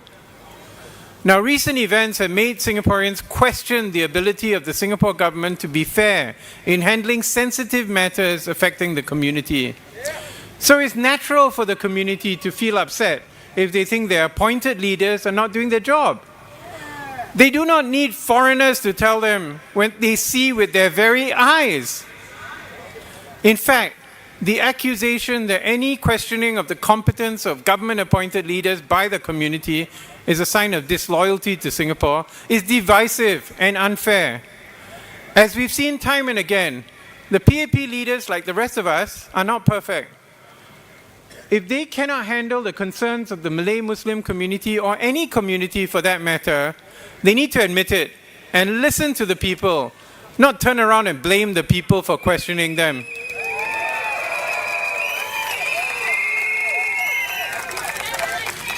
Now, Mr. Ong Ye Kung also revealed that he doesn't quite understand the principles of universal single-payer healthcare system. He asked, which part will we get rid of, the subsidies or MediShield Life? The answer is actually in our healthcare plan. But if the minister did not read it, don't worry. I can provide you with the TLDR version. In fact, if you go to Wikipedia, which many of my students do, he will find this very helpful definition. A single-payer healthcare system establishes a single risk pool consisting of the entire population. It also establishes a single set of rules for services, reimbursement rates, drug prices, and minimum standards for these services. Basically, you don't need the subsidies if we have a truly universal single-payer system. This will mean a huge savings, as Mr. Ong himself pointed out, that government spending on healthcare has gone from $9 billion to $23 billion under his watch. But even with all that spending, according to Credit Counselling Singapore, medical expenses are now number 4 on the list of commonly cited causes for bankruptcy in Singapore. And that is terrible. No one should have to go bankrupt because of your medical expenses. The Singapore government already uses insurance companies such as Singlife, Great Eastern, Income to handle the insurance components of ElderShield Life. It also has the infrastructure in place for MediShield Life. It has systems such as Trust Blue, Trust Orange, Pioneer Generation, Merdeka Generation. Under the SDP system, all of these would be merged to cut the wasteful duplication. Every citizen would have a national health insurance card and would pay a fixed premium out of their CPF. The quantum would be comparable to what you pay right now for MediSave, and maybe even less. For the low income or those without income, there would be government support. There would be co-payments, but these will be capped. It's a bit like car insurance. You know, we all have to have car insurance if you drive a car, right? And there's a deductible, and that gives us the confidence. If you get into an accident through no fault of your own, you're not going to go bankrupt trying to fix your car or go and get a replacement car. But nobody in their right mind thinks, oh, I've got a government car insurance, so I purposely go and crash my car just so that I can enjoy the benefits. That's crazy, right? I think most of us care a bit more for our bodies than for our vehicles. So Mr. Ong can rest assured, the risk of abuse is very low. Furthermore, the fact there's a single payer means there's control over reimbursements for the various services, similar to the MediShield life limits, but they are applied to all claimable services, which means all medical care excluding cosmetic care. For more information, read our healthcare paper. Many of the original elements have already been adapted and adopted by the PAP, although they claim they thought about it before, but they kept quiet until after we published our policy. Mr. Ong also mentioned the SDP's non-open market scheme for HDB flats. He claims that flats sold back to the HDB currently are only from HDB defaulters, and this should not be the mainstream. That may be his opinion, but many Singaporeans, especially those my age, remember the era from the mid-1960s to the mid-1980s when it was possible to buy a flat for way below 100,000. Those flats could only sold back to the government, and foreigners who held PR could not buy HDB flats. HDB flats were truly built to give Singaporeans a roof over their heads, rather than fuel a speculative bubble. And so this is a good time to bring up the fifth chapter of our manifesto, the V, which stands for VERS that works. We have indeed proposed a non-open market scheme by which the vast majority of Singaporeans, that's you and I, who have only one property, you can only sell it back to the HDB if you choose to get a bigger place or smaller place, depending on what's happening with your family. We also propose that the cost of HDB flats be based entirely on construction costs, without the land costs. I mean, this is simple logic. Owners of HDB flats do not have strata title, unlike owners of of private 99-year condos. Owners of condos typically try to sell their flats en bloc when the lease is starting to age, so that a developer can apply for a new lease on the land. HDB owners, you can't do that. You cannot just get together with others in your block and decide to en-bloc your flat. So they put in the SIR scheme, and I know some of you have benefited from it, those in Marsiling near the new CIQ in the Woodland side. And it was very popular, because you can get a new flat with a comparable location and often the same size plus a new lease. But you know, the Ang Mo Kio SIRs, it didn't work out so well, because they ended up having to get smaller flats or flats which were further away. Many of our flats were built in the 1960s and 70s, and they are fast approaching 79 years old. Why 79? Now 79 is the magic number because you cannot use your CPF to buy a property that has only got 20 years left on the lease. So the government is aware of this, and they proposed this VERS scheme in 2018. 7 years have passed, and we have not heard any details at all about the scheme. Many of us, like me, are close to retirement age, and it's really important for us to know whether or not our flats are going to be totally brought down to zero value in a few years' time, or whether there's some way out for us.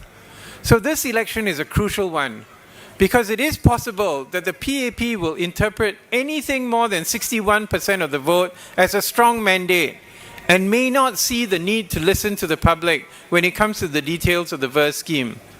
So the eventual details of the scheme, which will be announced in the next 5 years, may be quite unfavorable for us unless we have strong opposition representation in Parliament, especially from the SDP, to hold the government accountable.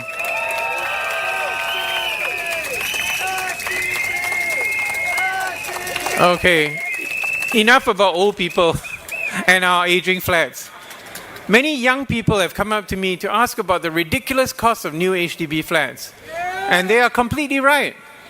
When I tell my junior doctors that a few months after ORD, with a salary of $2,600 as a junior MO, my wife was working as a senior tutor in the university, earning a little bit more, we managed to buy a 1,600 square foot apartment freehold in District 10 for $460,000. They look at me as though I came from another planet. Now $460,000, you can't even buy a BTO flat. So they earn about twice as much as I earned then, but the same apartment now costs 10 times as much. So by simple arithmetic, there's now no way that a junior MO can live the same lifestyle I did as a junior MO. And the vast majority of you are not MOs. So you are probably in the same boat as me or worse, unless you are lucky enough to have a job in banking or finance. So the question is, why has the cost of housing shot up so much higher than the wages in Singapore? And there are many answers. One of the prime answers is the massive influx of population, which has driven up demand, the incessantly rising land prices from the Singapore government, which seems to be intent on squeezing young people for as much as they can get out of them. The results we've seen has far-reaching implications. There's such a low birth rate that even Elon Musk thinks that we're going to go extinct. Not only are the flats more expensive, they are smaller. 30 years ago, the HDB stopped building executive maisonettes and executive apartments. These were quite popular because they were large, up to 1,600 square feet in size, or, in other words, 0.0064 of a ride-out. If we use the total area of 26 Ride-Out Road as our benchmark for size.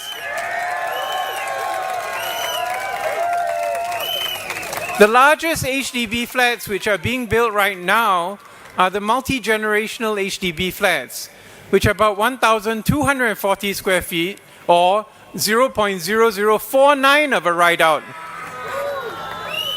So the government has argued that the average household size is smaller than before, and famously Minister Teo said you only need a small space to increase our population. Thus, they claim that the overall space per person has kind of remained the same over the last 30 years since they stopped building the maisonettes and executive apartments. That, my friend, is the problem we are trying to fix, and why we need the SDB's policies to be debated in Parliament. We do not want to stand still. We don't want to take the risk of doing the same thing over and over again and expecting better results. We want to thrive, not just survive. Vote for change. Vote for your future. Your vote is secret. Vote for the SDP on the 3rd of May. Thank you. Vote for Dr. Paul Tambaya into Parliament, everybody! 5月3号，5月3号，居民们，请投我们新加坡民主党一票，把我们的11位候选人送入国会。Without much further ado, ladies and gentlemen, right here, we'd like to invite the man as well, right here, been with you for 30 years, ladies and gentlemen. Leader of the SDP, ladies and gentlemen. Are you ready to hear from him? the man that is the most deserving man in Singapore to be in Parliament. Do you agree with me? On bended knees and back and even stronger again. Let's give him a round of applause, ladies and gentlemen. Sembawang West SMC candidate, ladies and gentlemen, Dr. Chee Soon Juan.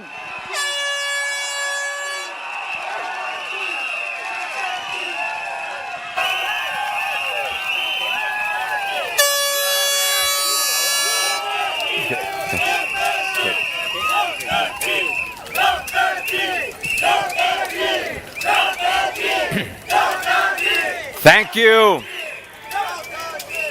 Thank you all so much. This is day 4, or is it day 5? Day 5 of the campaigning. And by now, all of us all punctured already. But every time we come here, I see all your faces, the expectant faces. We all get juiced up again. So thank you. Thank you for coming down. It's really fantastic to see all of you here.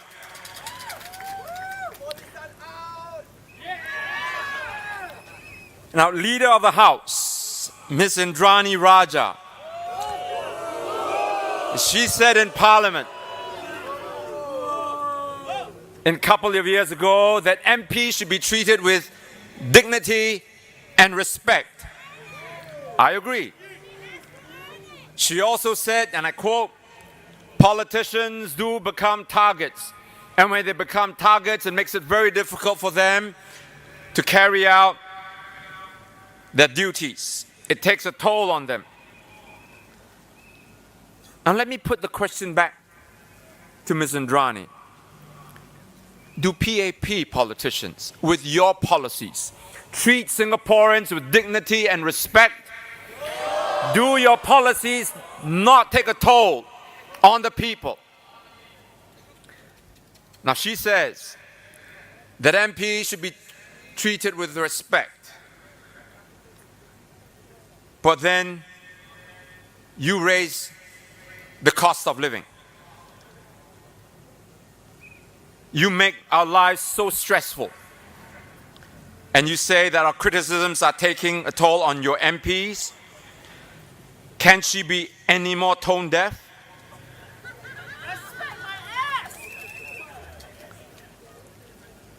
Now she can make such statements only because she and her fellow millionaire ministers live in another universe. One that none of us in the real world of HDB estates recognize. There is a very serious side to all of this, my friends. Now, these ministers continue to make policy to benefit the super rich at our expense. You think I'm exaggerating? Now consider this. In just the last few years, several billionaire foreigners who were given citizenship bought enormous properties in Singapore. I'll list them out. Are you ready? Now, James Dyson bought 2 ultra-luxurious houses in Singapore. You know James Dyson is the one that when your vacuum cleaner, you use Dyson. He's the one that invented Dyson cleaners. Now, he bought 2 houses in Singapore, one of them a good class bungalow for $50 million, overlooking the botanical gardens. Eduardo Severin, co-founder of Facebook, bought a bungalow for, wait for it, $230 million. Google co-founder Sergey Brin did the same. Ditto, financier investor Ray Dalio. Grab founder Anthony Tan from Malaysia bought a good class bungalow in Bintong Park. So did Hai Di Lao founder number 1, Shi Yong Hong. Hai Di Lao founder number 2, Zhang Yong, did the same. Zhang Yong's son, in his 30s, also bought one. Ms. Wang Qian. There's very little information about her except that she hails from China. She also bought one. Her brother, Wang Tianlong, also bought one for nearly $40 million. Both sister and brother are thought to be only in their early 30s. In 2022, a PR from China bought the entire condominium, lock, stock and barrel, of the 20 ultra-luxurious units at Eden Estate for nearly $300 million. In case you're wondering, that's about $15 million per unit. That same year, another Chinese PR bought units at another opulent condominium. It's called Canning Hill Piers for over $85 million. Yet another PR, also from mainland China, purchased an entire floor of Suntec City, Tower 2, for nearly $40 million. And it was recently reported that the wife of China's Alibaba's Jack Ma bought 3 shop houses on Duxton Road for about $15 million. When billionaires come in by the hundreds and snap up expensive properties in Singapore, they raise land prices. And when land prices go up, they drive up property prices and the cost of living for us, the common people. Even former PAP MPs, like Mr. Inderjit Singh, is raising the alarm. He said, and I quote, Singaporeans will be priced out of the private property market as we continue to see a flood of foreign funds flow into Singapore, unquote. Our ministers are also among these super wealthy elite. Many of them also live in good class bungalows. Ministers Vivian Balakrishnan and K. Shanmugam ran huge GCBs at Rideout Road. Dr. Tan See Leng also lives in good class bungalow. By the way, I can't stand the stupid name good class bungalow. It's such a classless, tasteless, snobbish name. As opposed to what? Lousy class HDB? Recently, it was reported that former Minister Mao Bao Tan sold his good class bungalow for a cool $50 million. And get this, he sold it to Ms. Wang Qian, whom I mentioned earlier.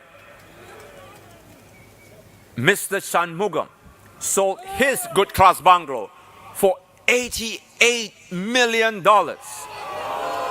He bought the house for $8 million. And who did he sell it to? He would not say, despite the SDP asking him repeatedly.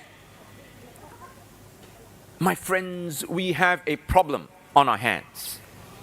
It's called wealth inequality. While these good class bungalows and other landed properties are freehold, most of us live in flats that are leasehold.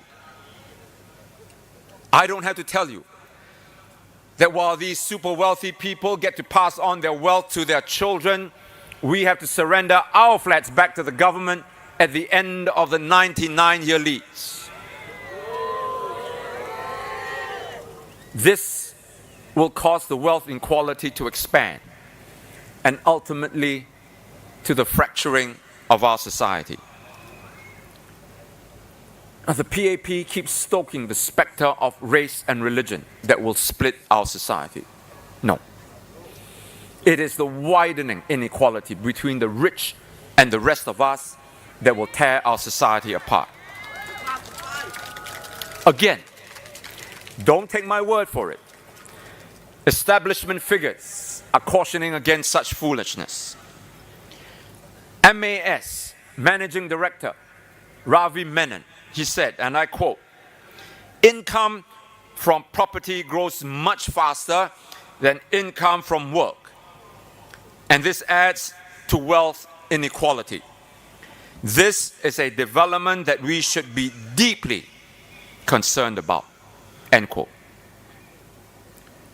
We work and slog all our lives, play by the rules, pay our taxes, but end up with tiny 99-year HDB flats, while foreign billionaires and ministers live in opulence and get to see their properties increase in price and then get to pass them on to their children.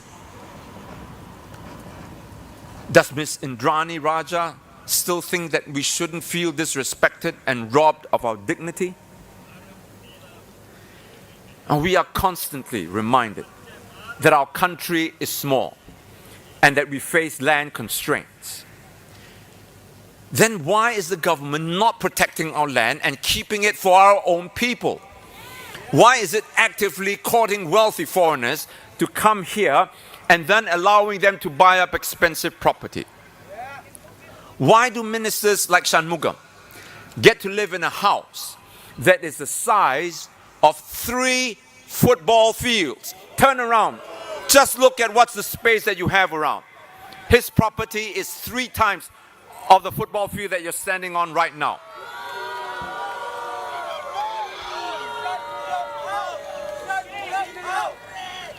Just to put it into perspective, the average size of an HDB flat that you and I live in is about 100 square meters.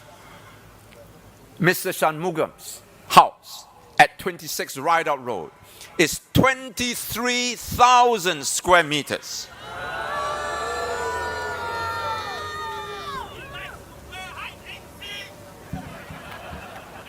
I'm going to sing you a song. Have you ever wondered why must we serve?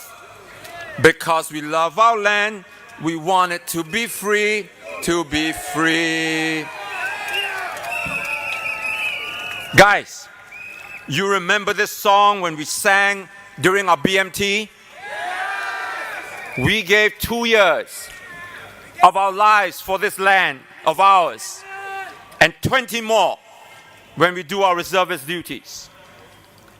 My son is now doing his national service.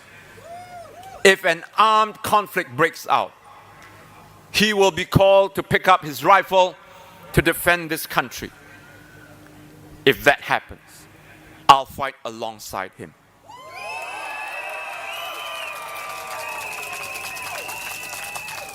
But the question is, what are we defending and who are we fighting for? The billionaire foreigner who owns our land? Do you think people like James Dyson, Zhang Yong or Ray Dalio love this country like we love this country? Or are they here because they get to park their wealth here and earn from the lower taxes and then get to buy the good class bungalows? Have you ever wondered why must we serve? Are we defending a whole class of privileged elite ministers who demand $1 million salaries, who live in good class bungalows, while we continue to have to depend on vouchers and have to buy $1 eggs from them? Ministers who say they deserve respect and say that our criticisms are taking a toll on them. Have you ever wondered why must we serve? Prime Minister Lawrence Wong's salary is $180,000 a month. A month.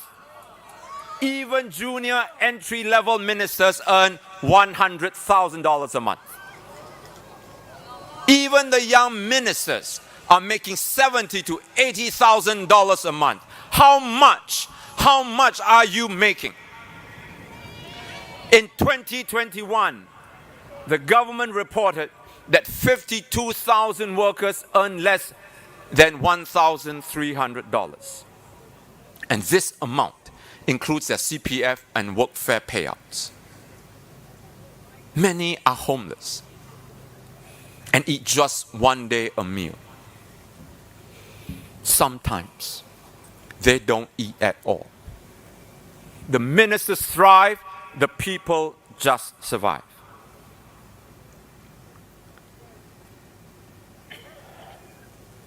And the PAP argues that these workers receive assistance from supplementary and support schemes.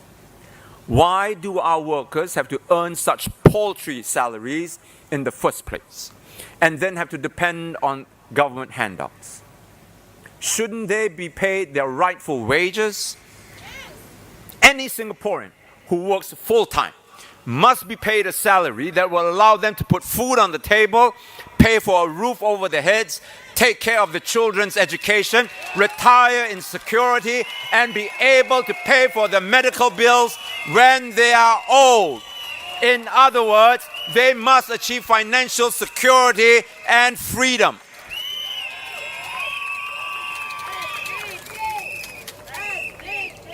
But sadly, tragically, nearly 50% of Singaporeans say that they can never achieve financial freedom. Among some of the reasons that they cite for this was insufficient income and job security. After 60 years of PAP rule, and we've come to this, I don't want to make you angry or jealous, my friends. That is not my intention. my intention is to equip you with that information, with knowledge, so that you can protect yourselves. Wealth inequality is a serious problem in Singapore, and it will get worse. If we don't elect enough opposition MPs in this election, you can be sure wealth inequality will continue to widen. Singaporeans are not dumb, nor are we irrational. We know unfairness when we see it, and we reject the inequitable way that we are treated in our own country. This unjustness must stop. The way wealth is generated and accumulated will ultimately render our society apart. 2 words sum up my message tonight. Moral authority. If PAP leaders say one thing and do another, create one world for themselves and another for the people, they lose moral authority, and when you lose moral authority, you lose respect of the people. To the PAP, I say, heed my warning. Genuine, authentic, moral leadership is crucial to Singapore's continued progress. Not clever rhetoric, not vouchers, not slick TikTok ads, and certainly not hollow appeals for respect.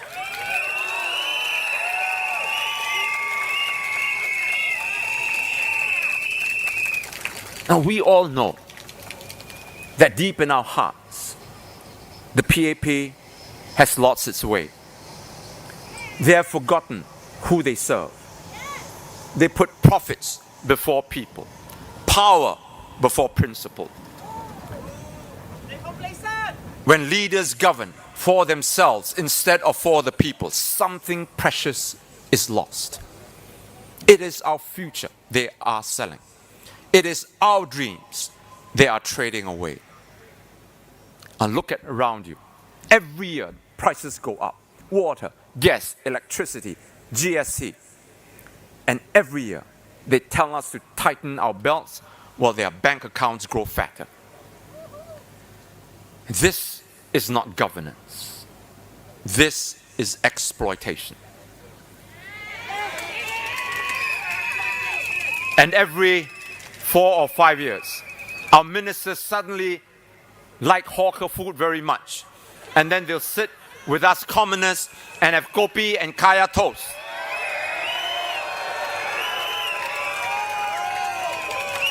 And then its candidates will eerily possess the same qualifications of coming from poor backgrounds.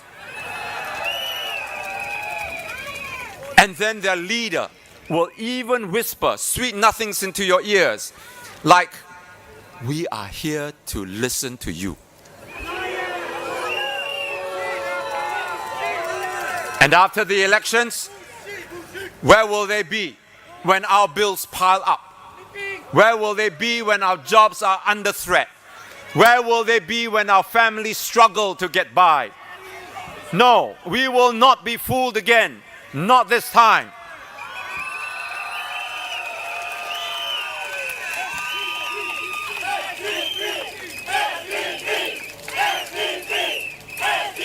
I have spoken out before,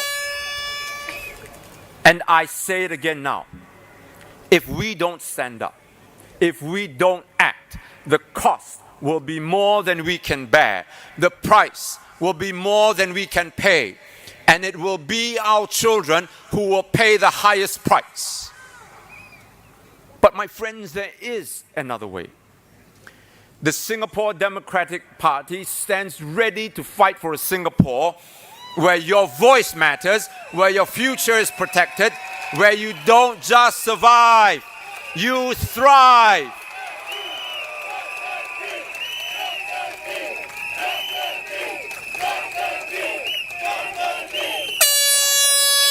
This is our moment. This is our fight. This is our future. Take it, my fellow Singaporeans, grab it, for it may not come again. Come with us. Stand with us. vote for us. Vote for SDP. Thank you and good night. SDP, SDP, Dr. Chi. Ladies and gentlemen, Dr. Chi. Do you want to see Dr. Chi in Parliament? Does he deserve to be in Parliament? Sembawang West, make some noise! Do you know what to do on the 3rd of May? Thank you. Vote for SDP, vote for Dr. Chi, vote for Dr. Paul, and vote for all our candidates. Vote for all the candidates. Ladies and gentlemen, Dr. Chi, would you like to see Dr. Chi in Parliament? All we need is 51%, and he is in. Before we end the night, we have some announcement to make. Before you walk off, please go to our merchandise booth. That's very important. And then our rally tomorrow. We have 2 rallies. That's right. We have 2 rallies, ladies and gentlemen. Your first rally is for lunch for UOB Plaza, 11 to 2 p.m. That's our noontime rally at UOB Plaza right in front, very near the McDonald's. The night rally, ladies and gentlemen, is at Beacon Primary School. Now, usually we start roughly about 7 p.m., but please go and have dinner first. We kick off at 8 p.m., okay? 8 p.m., all right? Beacon Primary is actually the constituency for Dr. Paul, correct? Bukit Panjang SMC. So please come and support Dr. Paul tomorrow at Bukit Panjang SMC, 8 to 10 p.m. And of course, ladies and gentlemen, right here, it has been a pleasure for me and Jaslyn to be your host and MC. Ladies and gentlemen, people of Marsiling-Yew, are you here? Sembawang, are you here? Sembawang West, are you here? Bukit Panjang, ladies and gentlemen, SDP, are you here? Ladies and gentlemen, we wish you a lovely good night. We see you back again tomorrow. In the meantime, ladies and gentlemen, to thrive and survive, it is SD. And also, Dr. Chi will be doing his autograph for Dr. Chi books will be in front. Yes. Okay. The tables has already been set. So, ladies and gentlemen, have a safe trip back to wherever you are from all over Singapore. We hope to see you tomorrow, and we hope to see you for the rest of our rally. Please do us a favor, come in red.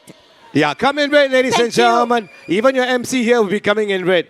And truly, my heart feels for everybody right here. So, ladies and gentlemen, before you go, okay, just walk slowly, all right? And don't bounce around with other people too much. Sorry, the we queue don't line has have free started here as buses well. for you. Yeah? But we have our passion for you.